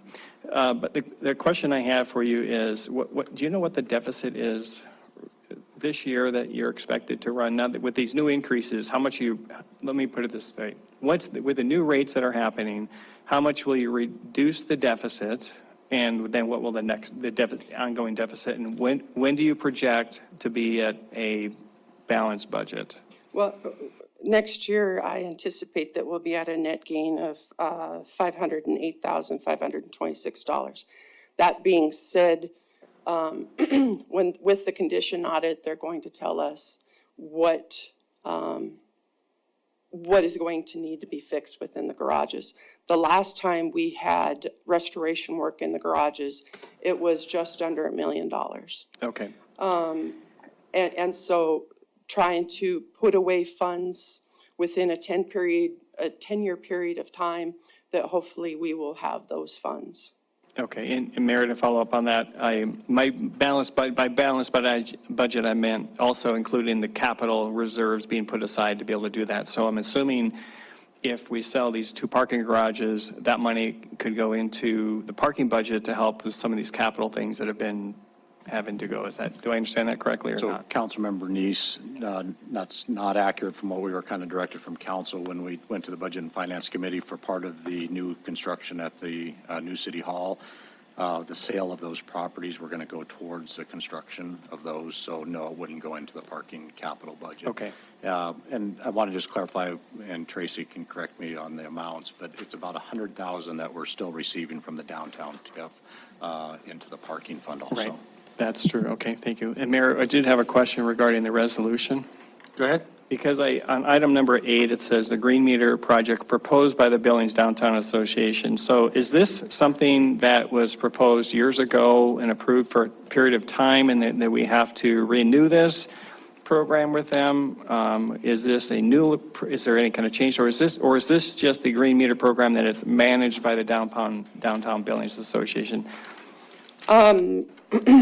I don't know the exact date on when that agreement came into being. It was before I arrived that they would receive that. As far as a sunset, I don't know. I'll have to check into it and see. Okay, and so I would recommend, because this sounds to me like this is a program that the Downtown Billings Association manages, that I would recommend we change that word to propose to managed by the Downtown Billings Association, because they're not something they're proposing new to us. It's something we're approving that it's managed by them. Is that correct? Or does the parking department actually manage that program? Well, we do all the collections and we divide the funds, and then we send those funds to the DBA, and then they use those funds for, the flower baskets, the different projects, beautification projects downtown. Okay, so the green meter project is something of the city, or is it something of the Billings Downtown Association? I believe it's in conjunction together. Okay. Like I said, it's gone on for a long time, and I'm working on 10 years, and it was there before I came. Do we know how much revenue is transferred over to them? It's not a tremendous amount, but I might be able to tell you that. While you're looking at that, we'll move to a question from Councilmember Tisdale. Okay, all right. Feel free, okay, we'll come back to that if you find it, or maybe you can pass that on. If you don't have it, you can email it to us. I'd like to find out how much we're actually moving over to there. Thank you. Could you repeat what you said? I didn't hear everything. I'm sorry, if you don't have it with you now, you can just email it to us later. Okay. Thank you. Councilmember Rowan. Thank you, Mayor. Tracy, I don't remember if we talked about that the last time that you were here, or if we just talked about it in the Budget Committee, but do I remember correctly that the free parking in December is going away this year? Yes, it is. That a little, please. Yes. So after investigation into the free parking program, it was found that that is not actually a best practice. It doesn't really do what we would like it to do to help improve downtown businesses. What ends up happening is employees go and take the parking spaces, and there's no place for the customers to park. And it is very, very, very difficult to try to enforce that. It just simply, it can't be done. So those meters out there, they help regulate, they help really to enforce. We want to try to do something maybe during that period of time where maybe we support, it's been talked about that maybe the money that was brought in during that period of time, once we're able to stand on our own 2 feet, that maybe we could help with something like the arts projects downtown. Maybe there is talk about with the conversions in the downtown streets, the bicycles, that there's going to be more bicycles that are going to be downtown, and that's going to require more places for them to be parked and stored. These are all possibilities that we could help put towards that instead of the free parking. Thank you. Council, if you're done, Councilmember Purington. Thank you. Thanks, Tracy. A couple of questions, and you just mentioned that with the bicycle parking and, you know, this two-way conversion, the loss in gain in revenue. So with bicycle parking, is there going to be a charge for that on these bicycle racks? Not the racks. If we look more into storage, right now we do have storage that we do charge for. It's not utilized really at all. And, you know, I don't know why. I don't know if people prefer just to have their bike with them or closer to them. But no, we would not charge for somebody to lock up their bike. So part of that is, you know, with this is that is encouraging the bike traffic as well. And I think that's kind of a sore spot with some that the bicyclists get off for free, basically, because they're not paying for, nothing goes into the gas taxes, and they use the fuel, the striping, and, you know, all the various things that go along with bicyclists. So that's just an observation. Another observation that I have is that some have mentioned to me that they don't go downtown because of the parking, because they, you know, years and years ago, when you were a babe, they had free parking because the merchants paid for it, because it was a more vibrant, retail-driven downtown. And now, you know, the merchants can't pay for that because there aren't that many retail merchants compared to some of the other businesses that they have that require parking. So I just glanced at Missoula's, and of course they have, their downtown is just totally retail. And they charge $1 for the first hour, $1 for the second hour, and then I think it goes up to $2.50 or something like that. And they do a progression. But I would imagine with the loss of parking spaces downtown, that we would not be, we're going to have to increase our rates to make that same revenue. We will not be able to decrease. And Kevin has already told me that I can't keep my free parking ticket. I think I should, but anyway, so thank you. You're welcome. Okay, thank you very much. Council Member Tricky. Thank you, Mr. Mayor, Council. Hey there. Do we publicize our parking rates and where our parking locations are? Yes. Because I've had a number of people, you know, now that I'm working downtown for the last year, I've had a number of people complain about on-the-street parking. And I said, well, you know, there's tons of other things, you know, and so I then went looking around for where they were and stuff like that. And I actually didn't see a lot. So I think it'd be really useful to have, you know, more signs up around town and certainly at the parking garages saying what our fees are. I mean, literally, 4 out of the 5 people that talked to me about it did not know what the rates are. None of them knew about the half price on top of the parking garages and or the 10-hour, you know, how the 10-hour deal thing worked or any of that type of stuff. So that would be one thing. Something else I just want to say is that ticketing works. If you've been driving around town recently, I haven't, over the last 4 months, I've seen way fewer cars running red lights. The speed on Montana Avenue is now regularly before 40 miles an hour. The fact that we have enough people, enough community officers and police officers out there on the streets is having a direct impact on traffic in here. And I know that when people start getting tickets in there, that they will either stop using it, which will decrease our cost, or start paying for it. So I wouldn't look for a change in technology or anything like that until we have a couple of years of getting people to pay tickets. And those tickets are enough that like, the tickets aren't cheaper than charging your car, are they?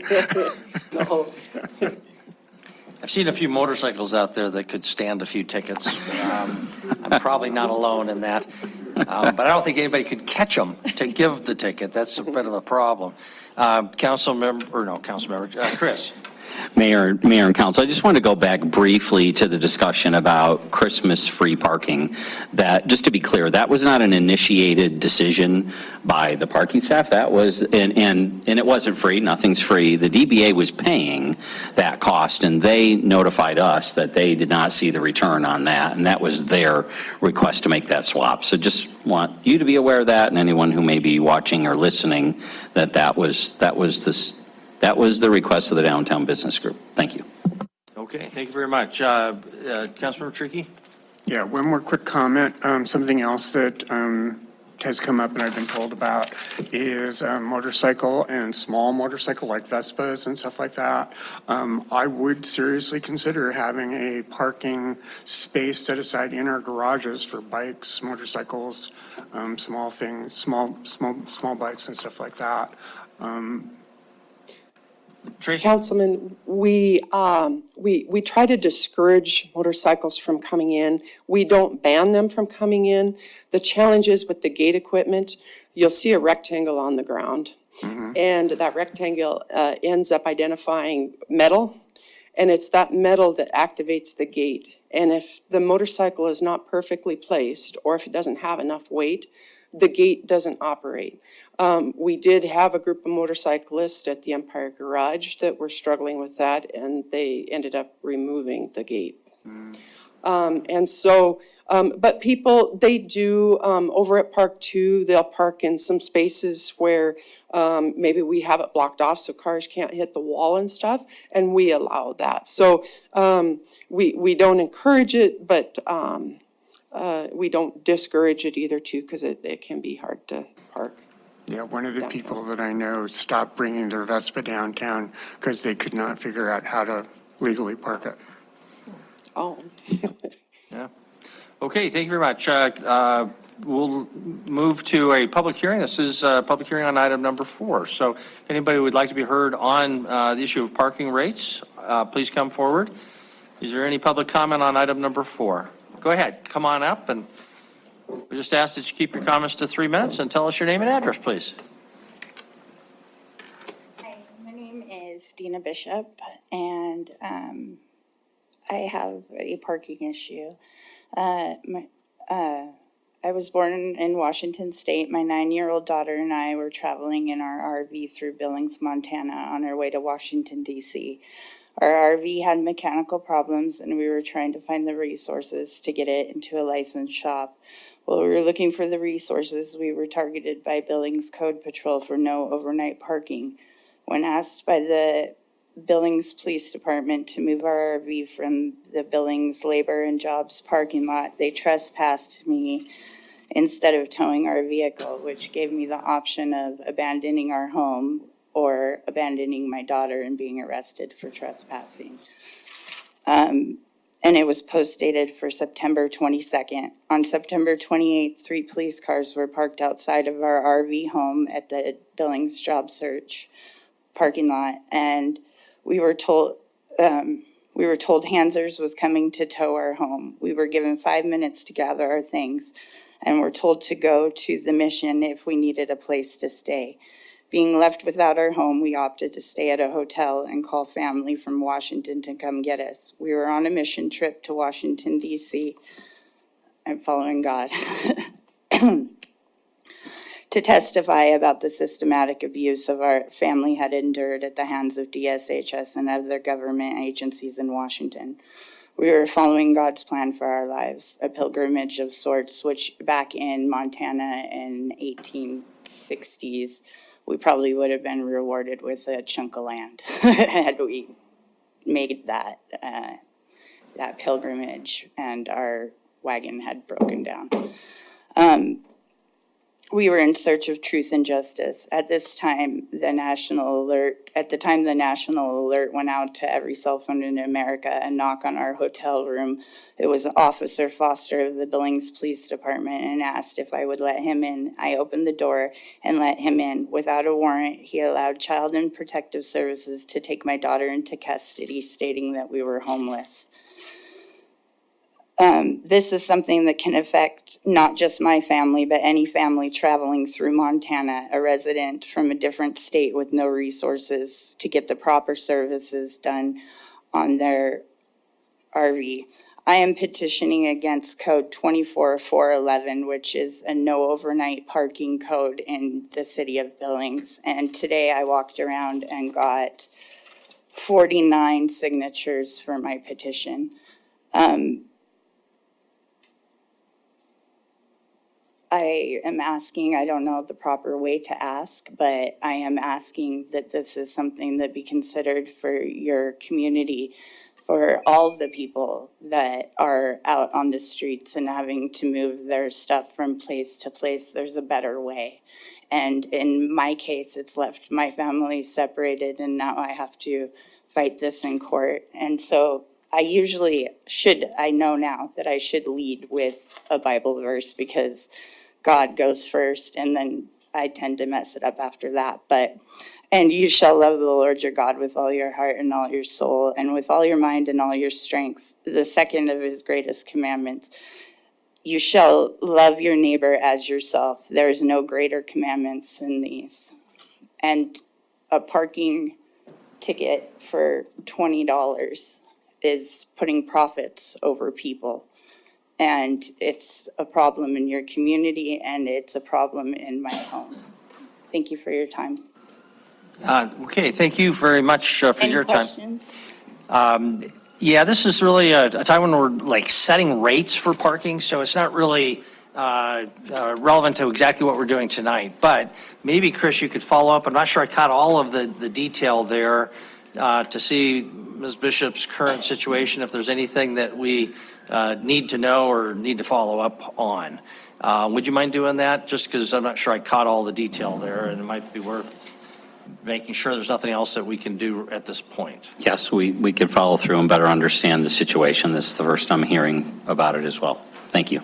And Mike Boyette, when you mentioned earlier that the one of the earlier discussed, I don't know what you call it, but when you said, why are we so late on hearing about this? This happened to me less than a week ago, so I'm happy to be here to inform you of what is going on in your community. And there's 49 other people that feel that this no parking or overnight camping in the city limits is not just people on the streets, but also people in businesses and members of your city, people that work for the city. So.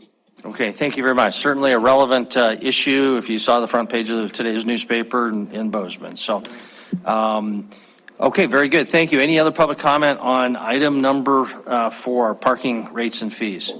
No one's coming forward, so we'll close public hearing item. Back to Councilmember Boyette. I move to approve the resolution adopting parking rates and fees and repealing Resolution 20-10891 as recommended by staff and the Parking Board. Second by Councilmember Neese. Any discussion? Okay, we'll move to a vote. The motion is for approval of item number 4. If in favor of the motion, please say aye. Aye. If opposed, nay.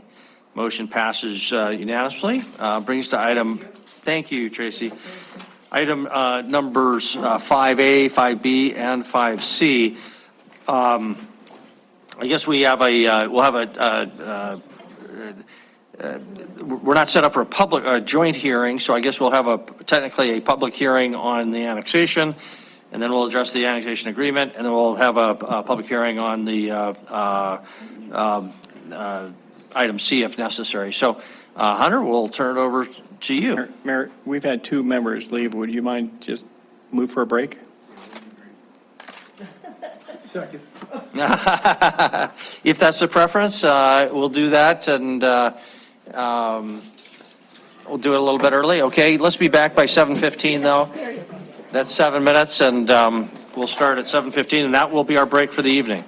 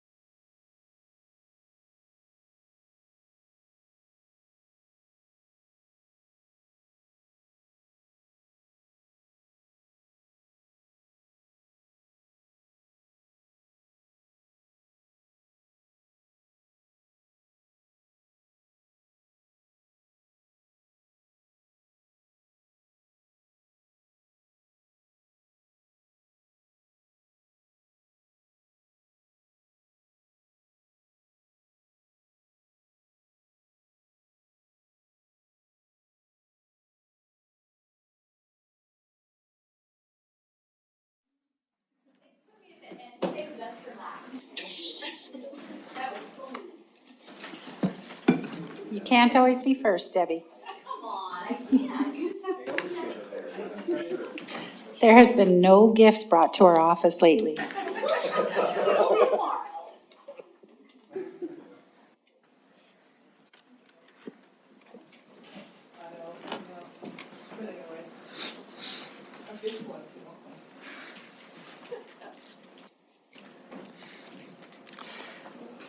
Okay, welcome back, everyone. We left off on item 5. There's 3 subparts, but Tony, would you read item 5A, and that's where we will begin. Item 5A, public hearing and resolution for annexation 2308, located south of South Frontage Road, Riverside Drive, and west of Sugar Avenue. Staff recommends conditional approval. Thank you very much. Hunter, it's all yours. All right, so tonight we have annexation 2308. The annexer is G2 Investments LLC, and they're being represented by Performance Engineering, and we have one of their agents available on Zoom currently. So if we have any questions for them later on, they will be available. So the interconnectedness of the items tonight, we're going to be going through the annexation policy and action on this petition, which will require a joint public hearing. For the other items, we'll also be going through an annexation agreement and a ward boundary ordinance to add the annexed land into the election ward 1. So this is the current exhibits of the parcels in question here on the map, Exhibit A. They're described as lots 3 through 7 inclusive of the Riverside Acreage Tracts subdivision. Altogether, it is a area just a little over 10 acres in size. More generally described as being south of Frontage Road and west of Sugar Avenue, nestled a little bit between the I-90 and the Yellowstone River.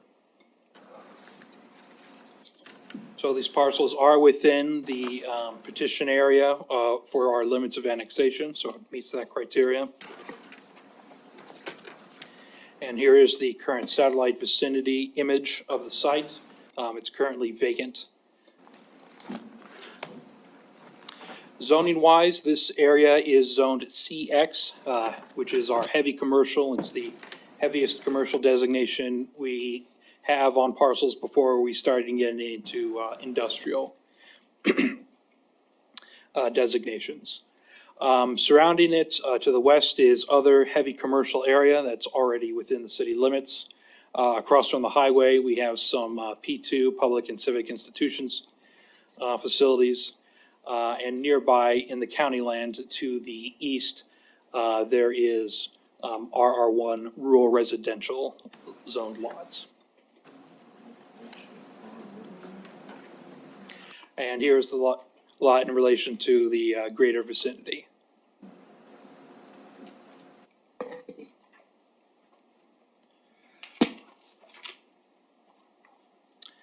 Here is a current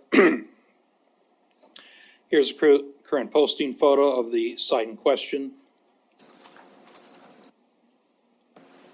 Here is looking west down the frontage road.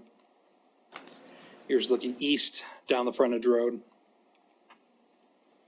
And then looking north. So, this annexation meets all of our annexation policy criteria. It is located within Zone 1 of the annexation map. The city will be able to provide adequate city services to it at an acceptable cost within a mutually agreed upon timeframe. Any existing or proposed improvements within the area will need to meet city standards. All property owners within the area to be annexed must sign a waiver of right to protest on the creation of special improvement districts. The waiver of right to protest the creation of the special improvement districts is part of the conditions of approval. All residential property owners within the area to be annexed must create or join an existing park maintenance district. This is going to be a commercially annexed area, so this would not apply here. Likewise, residential densities for annexed land will need to meet the goals as described in our City of Billings growth policy. Again, these are going to be commercially zoned properties, so this would not apply here at this current point in time. And then the proposed land use within the area shall conform to the goals of the adopted City of Billings growth policy.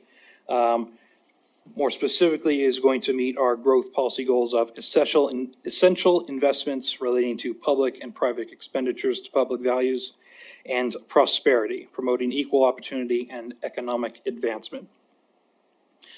This annexation is intended for the construction of warehousing facilities. And before I move ahead with our staff recommendations, I will hand it off to Debbie for a quick moment regarding the annexation agreement.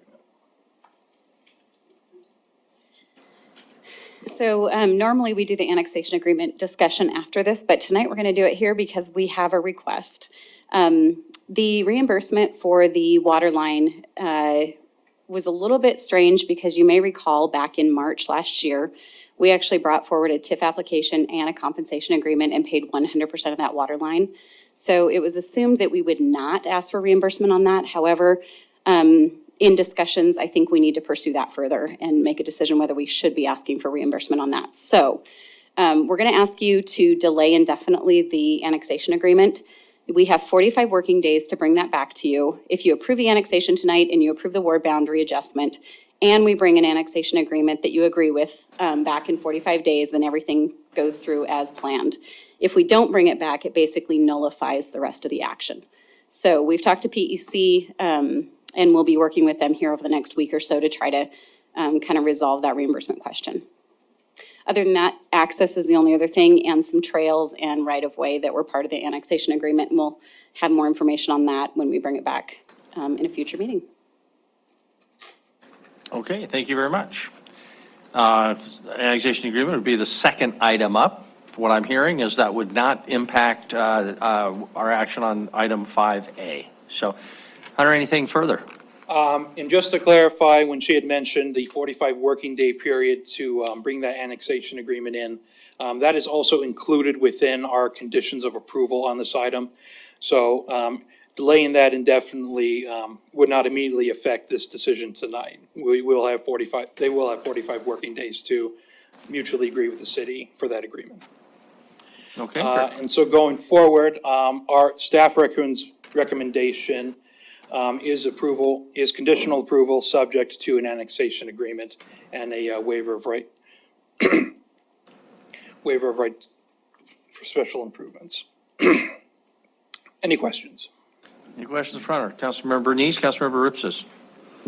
Thank you, Mayor. This is just a maybe question for legal on this, but on the resolution, it says that within 45 days, the mutually acceptable development agreement, and our document for actually is an annexation agreement. I think the wording may need to be updated in that. Is that correct, or is that, because we did change the name of it from development agreement to annexation agreement some time ago. Pardon me, they didn't give me a working microphone. Shocking, shocking. I had to give you an opportunity to speak since you've been here all night long. Absolutely. I believe that the resolution language handles the contingency that agreement will or will not be reached. There's a consequence if the agreement is not reached, that the resolution is nullified and the annexation is not approved at that point. So they have the 45 days to reach the agreement on the annexation with the person who's seeking the annexation. I think we understood that. I think that the question was, though, on the first bullet, top of the page, second in the resolution, instead of referring to a development agreement, shouldn't it say annexation agreement?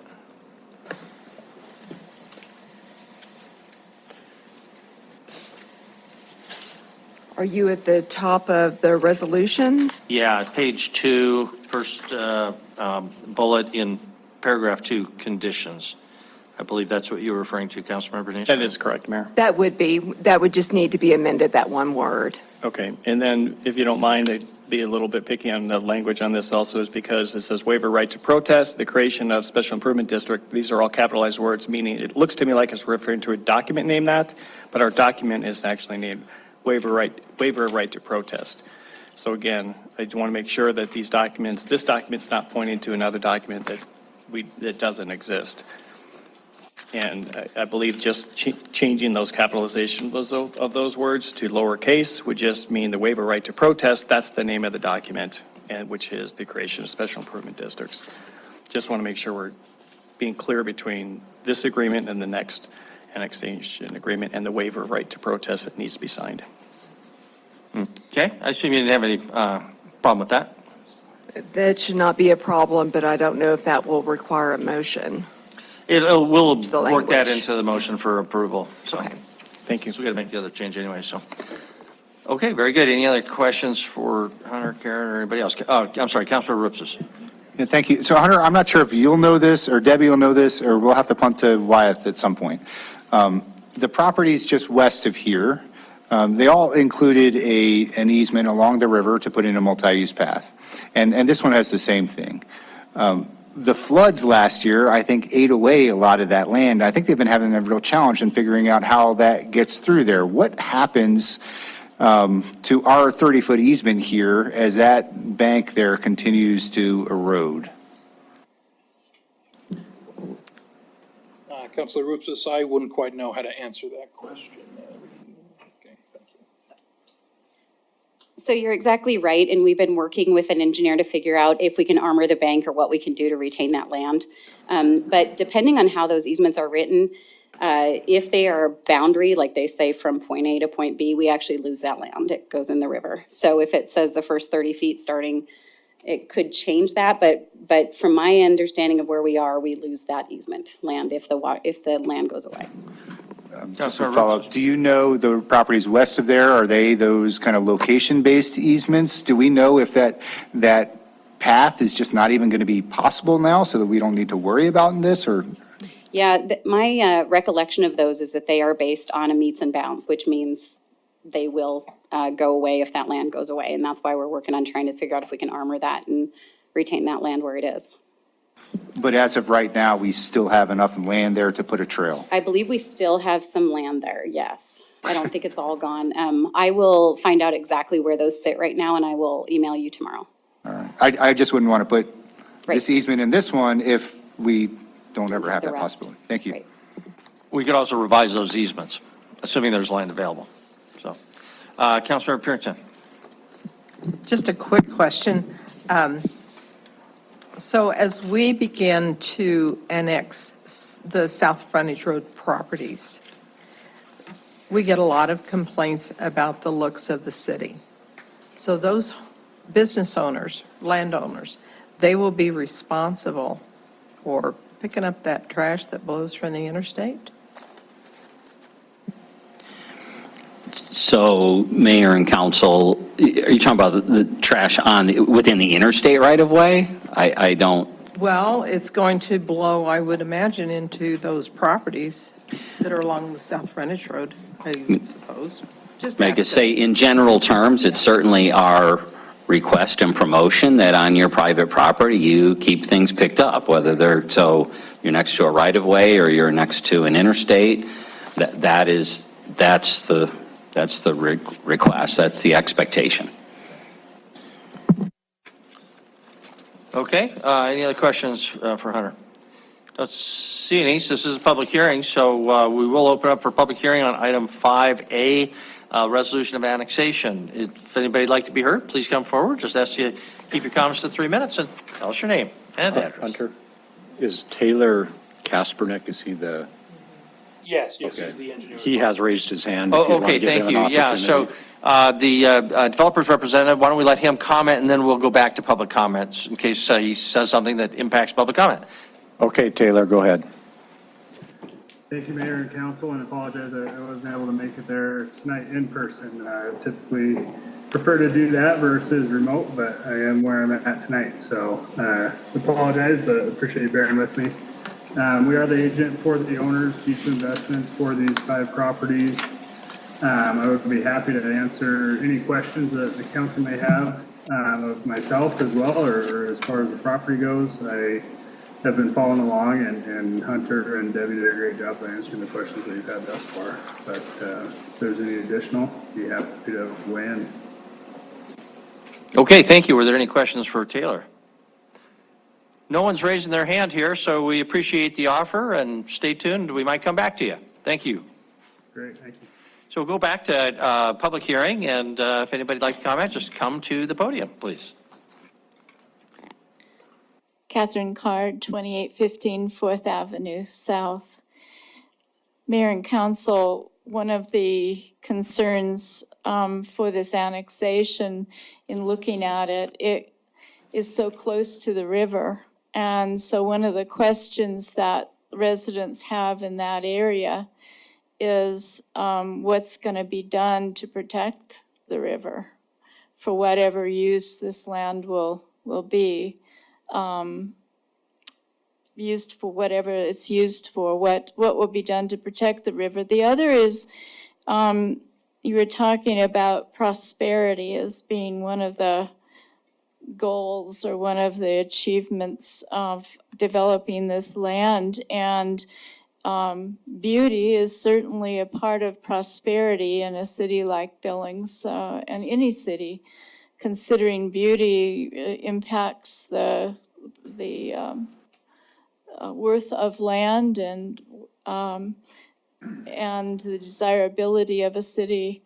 So one of the questions is there any limit to the size, the height of the buildings, what will be put on it? Next door are some industrial buildings that are quite high, and for a lot of the people living across the freeway, they block the view. Some beautiful views of the South Hills and other things. And so that is a concern of what will be the limitations on those properties and conditions of the annexation. Thank you. Okay, thank you very much. Maybe Hunter, when we are done, we'll have you come, you can comment on that issue. Any other public comment? Any other public comment? No other coming forward, nothing online, so we'll close the public hearing. Back to council. Hunter, did you want to comment on the height and view protection issues? And please come to the podium so we can, anybody tuning in can hear. Thank you. I would have to reference back to the code itself for specific numbers, but anything, once this gets annexed in the city, any proposed construction will need to require a building permit. And so everything will be judged against the current heavy commercial site standards at that time. I know you didn't ask Monica. for me, but I'm going to jump in here. Mayor and council. So just for information purposes, the property right now is zone CX heavy commercial. The property, I'm going to actually speak to both comments, the environmental protection as well as the height. Right now, the property could be developed in the county. If it were to be developed in the county, it would be developed with on-site well and septic. That creates environmental concerns with the river being so close, having septic systems. You know, we want to have facilities develop along the river corridor with municipal services. So it's actually an advantage to be able to connect to city services in this area in regards to the river. With or without the annexation, the property is currently zoned CX. CX does have a maximum height of 60 feet. So that is the numeric standard that you're looking at. It also has a lot coverage of about 50%. So anyhow, just wanted to provide those clarifications. Thank you. And I actually cheated because I pulled it up online, so don't hold it against Hunter that he couldn't recall 60 feet on his own. I couldn't either. Yeah.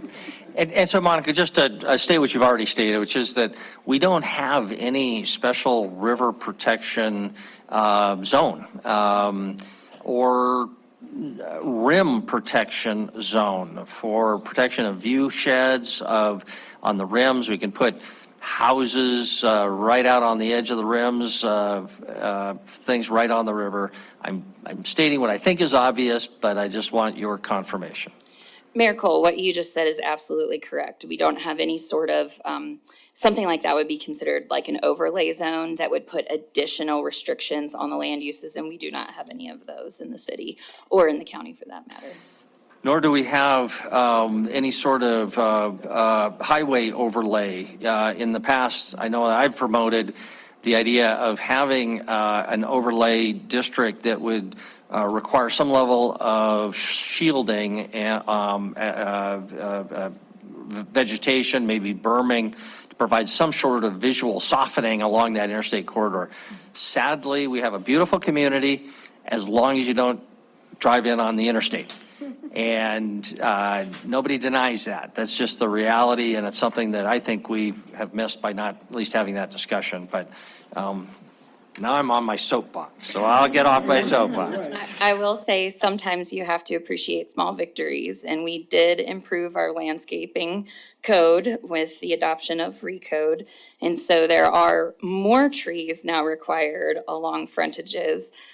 Grouping can occur, but I do think it was a step in the right direction, though there's plenty of room.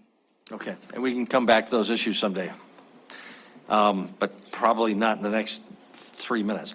Councilmember Boyette. Having conducted a public hearing, considered written and spoken public testimony, I move to conditionally approve annexation 23-08 as recommended by staff. Thank you very much. Second, Councilmember Neese. With modifications of the. Oh, thank you very much. So Councilmember Neese is reminding us of well, that's in the annexation. That's in the annexation. No, that's in the resolution. I'm sorry. So you're right. So Councilmember Boyette, that first bullet in item paragraph 2, conditions that would change development agreement to the words annexation agreement and just delete the capitalization on creation of special improvement districts because that's not part of the title of the waiver. Can we make that part of your motion? Correct. And second, consistent with the second. Okay, discussion now on the motion. Any discussion on the motion? Councilmember Joy? Thank you, Mayor and Council. I believe that this land was previously a gravel pit that was used in construction for many decades around the city and probably on state land and both city land. Yeah, it is, one part of it is a gravel pit, a former gravel pit. And the view shed for the people who live there is a very important consideration. However, like has previously been stated, that we don't have any particular overlay to protect the view shed of the river or the rims. It hasn't been treated very nicely in the past. That does not mean that warehouse units are a really great way to treat the land, but as long as the decision, the property owner's decision is to sell the land, then we kind of have to go with what happens next. So I will support the motion. Thank you. Thank you very much. Hunter, this is just a comment. Could you bring up the Google Earth photo? I just wanted to point something out for the council. Many council members have not been around forever, like some of us. And I just wanted to remind or at least explain for those who might not know what the trail situation is like in this area, in particular as it impacts Clark's Crossing. So Clark's Crossing is this parcel here that's owned by Western Sugar. And it's vast and open and beautiful.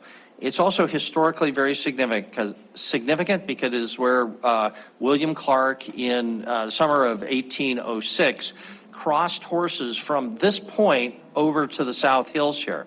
That's significant because of why they chose this point, and also the couple days before when they made the canoes at Canoe Camp which has now been identified around Park City, how half of their 46 horses were stolen the night before they camped, and then after they made this crossing with the remaining 26 horses, while most of the group went down in the canoes that had been built, the four men that took the horses across didn't pay much attention, and the rest of the horses were stolen that night.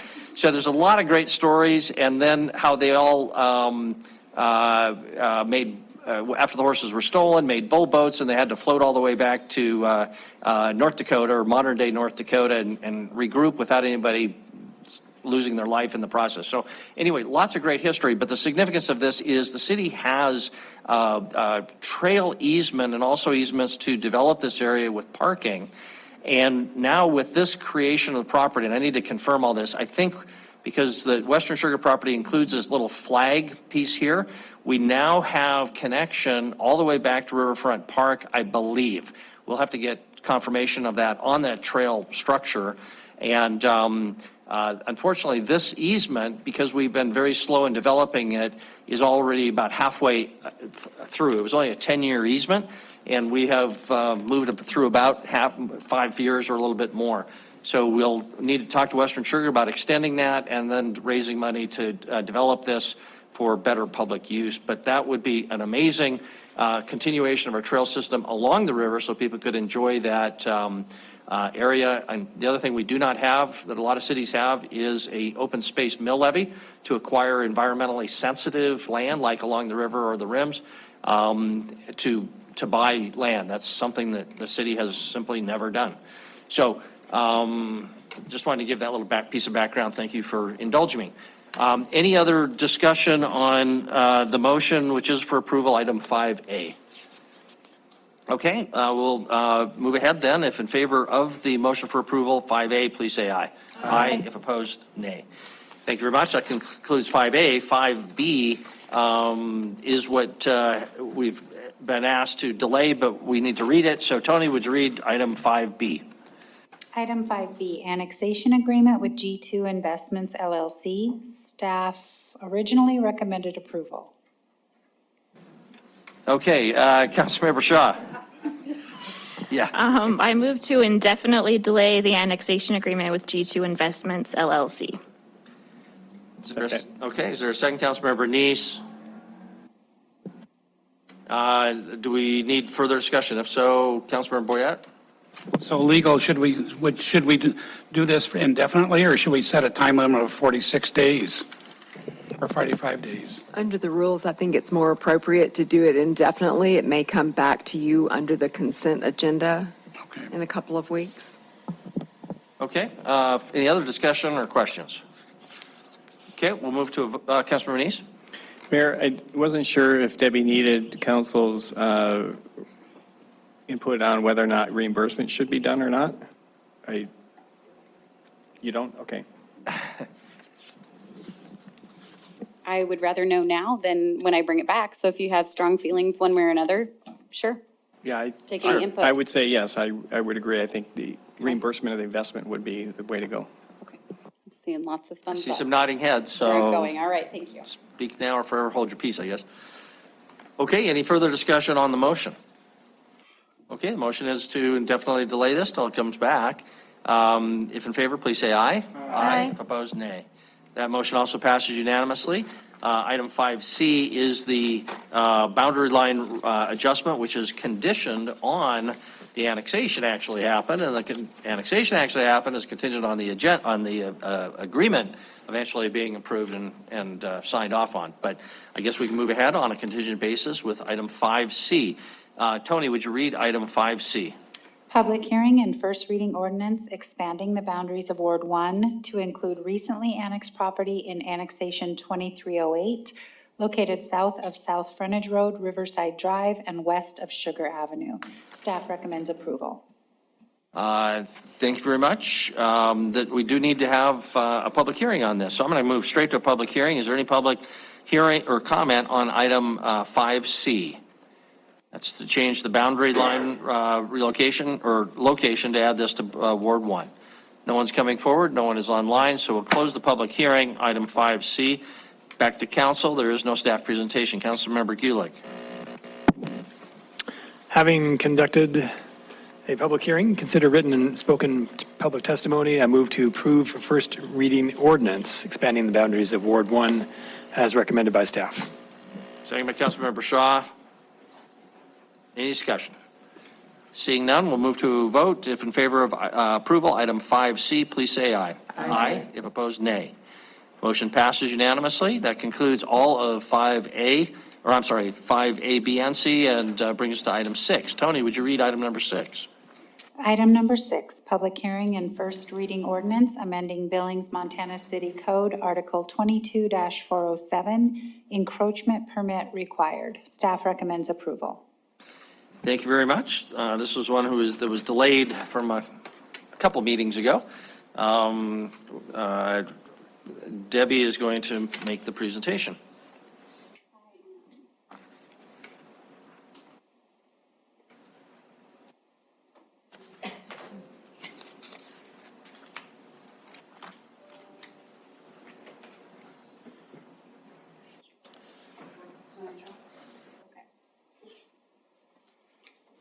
Good morning, afternoon, evening, Mayor and Council. It's been a long day. Wow. So I've given this presentation a couple of other times, so you've seen it. We'll just do it without. So small cell, we require an ordinance and a resolution in order to put the mechanism in place for approval if and when small cells come to our city. Small cells, I have a picture in here that basically could be on our poles, on another utility poles, or on new poles, any of those three things. So we have two things to consider tonight. There's a public hearing with the ordinance, and that ordinance basically states that an applicant seeking to install needs an encroachment permit and enter into a license agreement. And then there's a resolution that states that the city administrator will put together standards, encroachment permit, what's the other thing? License agreement, and I think those three things. So this action on both these would put those in place. And I did send those out to you, the documents in draft form that we've already kind of put together then under that resolution. So that's my presentation without a slideshow. Thanks, Kevin. Yeah. Can't All right, get help these any days. questions for Debbie? Councilmember Purington? The only question I have about this with the encroachment permit, and I don't have it before me, because we've talked about separation in the right-of-way, you know, and how many, the numbers that you can put on, I saw where you can increase the height and some of these things, but I didn't particularly remember seeing a separation clause. There are, I believe it is 500 feet, and I can't remember which document it's in. I believe it's in the license agreement. And obviously on this sort of facility, it costs money to put these up. So they're going to want to get the coverage using as little of equipment as they need in order to make that happen. And I know what's in You here. set that 500 feet, or do they set the 500? No, I think we set it in our master license agreement. I just need to. So Debbie, I'm just a little confused. My understanding is the ordinance that we're addressing with item 6 is just the one sentence that says, "Thou shalt have a permit." Yeah. That's And, it. and that's it. And then That's it. the next item will be to Chris, "Thou shalt develop regulations that have those kind of details in it." But Yes. we're not approving any of those details tonight. Right. Okay. That's exactly right. Just the ordinance sentence and the resolution. Okay. So stay tuned, I guess, for those details. Other questions, Councilmember Triki, Councilmember Denise? Just a comment. I will point out that the technology is radically changing again and again and again over the last few years. So sitting down and seeing what the right separation for what we know to be the technology is today may not work next week. Councilmember Denise? Thank you, Mayor. Councilmember Chiriki set me up just perfect because I was going to ask you about this. I don't know if this question needs to be here or there in the next one. So I'm going to just ask it and you tell me, stay tuned. as Danny said, technology changes a lot. And so often, and companies change and technology goes out. And so what about when we get all of these out every 500 feet and something changes? Is there anything in the licensing or in this that we need to indicate that they have to, if they abandon it, they have to remove it? So that we don't have a bunch of abandoned poles around? And that's in the licensing, not in this one? Okay, thank you. Okay, thank you. Other questions for Debbie?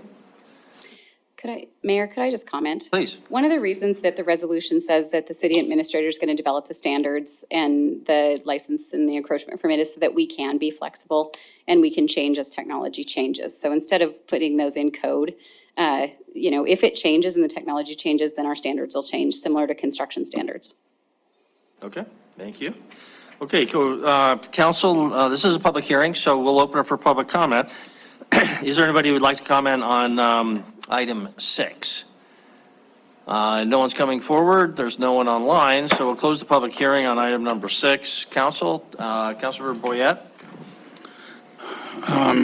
Having conducted a public hearing, considered written and spoken public testimony, I move to approve first reading ordinance amending Billings, Montana City Code BMCC Article 22-407, encroachment permit required as recommended by staff.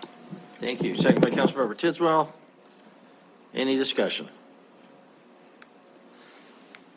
Seeing none, if in favor of the motion for approval, item 6, please say aye. Aye. If opposed, please say nay. Motion passes unanimously. Brings us to item 7. Tina, would you read item number 7? Tony would love to read that. What's that? What did she say? Tony. Oh, I said, okay. Sorry, Tony. Resolution for managing deployment of small cell facilities in the right-of-way. Staff recommends approval. Yeah, whatever. Mayor, when we get to new council chambers and they're off to the side. I'll be able to actually hear. Very good. Then back to Debbie. Yep, the resolution would contain these 4 items, and we touched on them briefly. Okay. Any questions for Debbie? Okay, this one is not a public hearing, so we're ready for a motion. Councilmember Joy. Thank you, Mayor and Council. I move to approve a resolution managing deployment of small cell facilities in the right-of-way as recommended by staff. Second. Second by Councilmember Neese. Discussion. Seeing none, or there is. Councilmember Neese. Thank you, Mayor.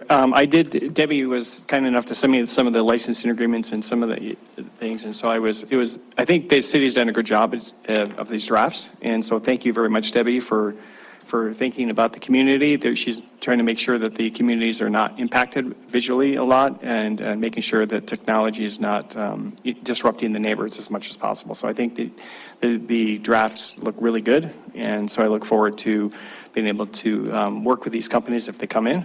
And then the neighborhoods would not be as disrupted as much as we see with the TDS right now. It will not be quite the same.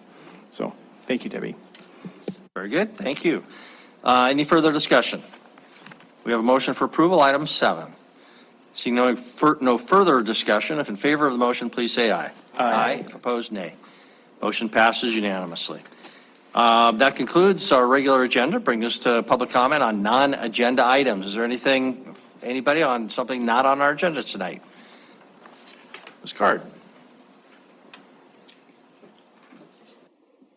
Catherine Card, 2815 4th Avenue South.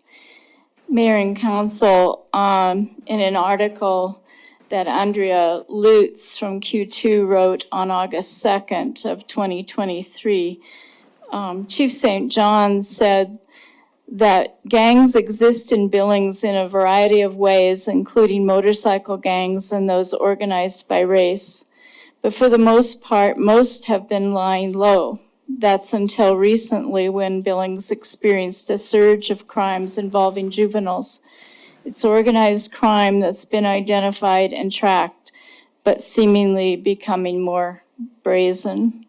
One of the areas I wanted to talk with you about or alert you of in terms of brazen activity concerns that group that I spent a lot of time talking to you about a year ago, 2 years ago, and that is the Galloping Goose motorcycle gang. That gang is, as I told you and I laid out for you, has been for a long time rather embedded in Billings. One of the things that I believe I accomplished in all the time I spent with you about it is to make you aware of some of the connections that that gang had and has to leaders within the community and with people of trust that are in trust positions. I also made you aware of the fact that they would be major contributors to the Road Dog Toy Run. They would be the enforcers. In other words, the police sort of the Road Dog Toy Run, and that the toy run was for many years unlicensed. And so they basically took over the streets during that run. The city changed that and made the toy run be licensed as a consequence of that and other changes and my bringing to the fore the information about the Galloping Goose. My husband and I were threatened online and by phone and with people coming to our door. So there were consequences for doing that. So they're not an innocent, sweet rough motorcycle gang. They are real and they are here in town. What I wanted to tell you about is they moved their clubhouse from a very hidden place on the end of Florine.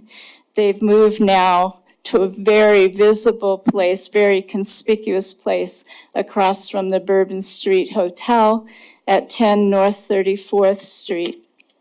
And I sent you an email about it, but that was previously known as the 34th Street Spa or the VIP Spa, a really cool place in our community that dealt with sex trafficking. Yeah. So now we have a motorcycle gang in there.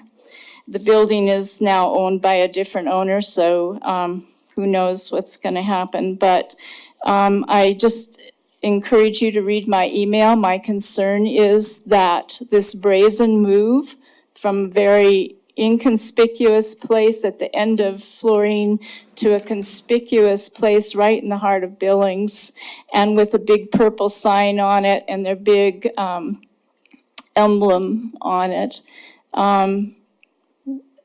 sparks a sense that they feel very entitled to be here, very comfortable to be here, and it's in your face. I may be totally wrong, and you prove me wrong if you know anything different, but I am bringing it to your attention because I'm concerned about that brazenness that they're showing. Thank you. Thank you. Very good. Any other public comment on anything not on our agenda tonight? If not, we will close that public comment period. Council initiatives. Councilmember Rowan. Thank you, Mayor. I had promised in my email to council tonight that I'd be brief, but we're so early that I feel like I can lean into this conversation a little bit. Some might disagree, but okay. So, council, I circulated later in the day than I'd hoped, but to all of you, a draft initiative to begin having a conversation about a permanent family violence investigative unit in BPD. As you know, we currently have some domestic violence investigators. What I'm suggesting by this initiative is something broader and something that's much more intertwined into the workings of the Billings Police Department. We saw in our CPSM study a concern that our DVI at the time was not properly under the detectives unit. That's been fixed, but I think we have a chance here to do a deeper conversation. So what I'm asking in this initiative is not that we make a decision to do this, but rather if we would ask staff to create a hypothetical assumption that we do this and tell us what it would take. Because the intricacy of establishing something like this within bargaining units and staffing levels and case management and all that thing is really complex. I think it would help us decide if we need something like this, to understand what it would take to establish something like this, what crimes would be covered. I've suggested some here that go beyond just domestic violence into the general category of offenses against the family. And then talk about supporting our investigators with some analysts, some technicians, some admin, but also ensuring that this is part of the promotion ranks, so that this isn't just a static position or a career-ending position, but something that is really part of a thoughtful, comprehensive infrastructure. So I've laid out a few concepts here, but I'm really just asking that we establish an initiative that asks the staff to tell us what it would take, and then we can have a more robust conversation in the future if we think this is something that we should do. One of the reasons I think this is timely, not only do we have the great Family Justice Center conversation, and I hope everybody saw the awesome interviews that Katie Nash and Aaron Lambert and Ellie Stanton did with the Gazette about the Family Justice Center, but we know that over the next few years, we're going to see some leadership changes in the ranks of BPD at multiple levels. And I want to make sure that what we have now, which I think is a DVI position that came apart because we had some investigators who cared about it. I want to ensure that a domestic violence, a family violence unit will outlast and be incorporated into leadership changes as they go, and that this isn't something that just happened by luck, but is actually a formal part of the city's planning and infrastructure. So that at a high level is what I'm suggesting here. If people have questions or thoughts or concerns, I'd be happy to answer them. I visited with Chris about this a little bit last week, and so I don't know if he has thoughts or anything he wants to share either. Thank you, Mayor. Thank you. Okay, Councilors, be clear, this is not before us. We're just getting a heads up, is my understanding. So, Chris, did you want to comment? I see Councilmember Treakey's just hand up. As Councilmember Owen said, Mayor and Council, we did get to talk about it Friday afternoon, and precisely the idea that it would be brought up. I would be able to work with our legal office, legal and police department to pursue, okay, how might this look? So unless the direction is no, we don't want you spending time on that, we would assume this would come back with some information from staff with a little bit more kind of meat on the bone, so to speak, as to what the impacts will be. Thank you very much, Councilmember Treakey. Thank you, Mr. Mayor, Council. This is actually something that came up on my radar recently as well, and all I can say is thank you, Jennifer. I didn't want to write the initiative. I'm glad somebody else got around to it. I'm happy to add your name to it, though. Feel free. The thing that brought this to my attention was I realized that our domestic violence detective is actually a police officer, which implies to me issues of like salary and no. Kevin? No, Councilmember Shariki, patrol officers, detectives are, essentially at the same grade. There are some specialty pays, but they're very, very minimum for the different units. So it's not a promotion to be a detective from a patrol officer, I guess is the easiest way to say it. Just different, not different in title alone. Okay. Okay. Thank you for that enlightenment. Councilmember Neese. Thank you, Mayor. And Jennifer, for my understanding, and we're limiting this to the Billings Police Department, but would that investigation not be within the justice or the legal system that would be taking place? And so why would we want to limit to that? I think, as Chris mentioned, that police and legal, and I think it would be maybe beneficial that this investigator was under the legal department, not necessarily the police, but that could be part of the. Well, Mayor, if I can answer that Please. question. I mean, the Billings Police Department does investigations. The city attorney's office does the prosecution of those. So yes, they work hand in hand. We do have dedicated domestic violence prosecutors. Whether or not that unit needs to be changed is probably something that would follow a conversation after this. I will tell you that I had the same conversation or concerns that Danny had raised, but I also had concerns, and I've listed it in here, although maybe in layperson language, not sophisticated language, that we actually don't send trained domestic violence investigators to the scene of a crime. We don't have what's called call-out ability. So everything gets investigated multiple days later, which impacts our prosecutors, because by the time they review a case, we may have lost critical evidence. So I agree that they work seamlessly together. If the city administrator wants to come back with a recommendation of a parallel unit it in legal, I certainly would welcome that, but I think the investigation happens in BPD, which is why this is scoped at BPD. Okay, read your email from earlier today. Councilmember Puritan? So that was my question is,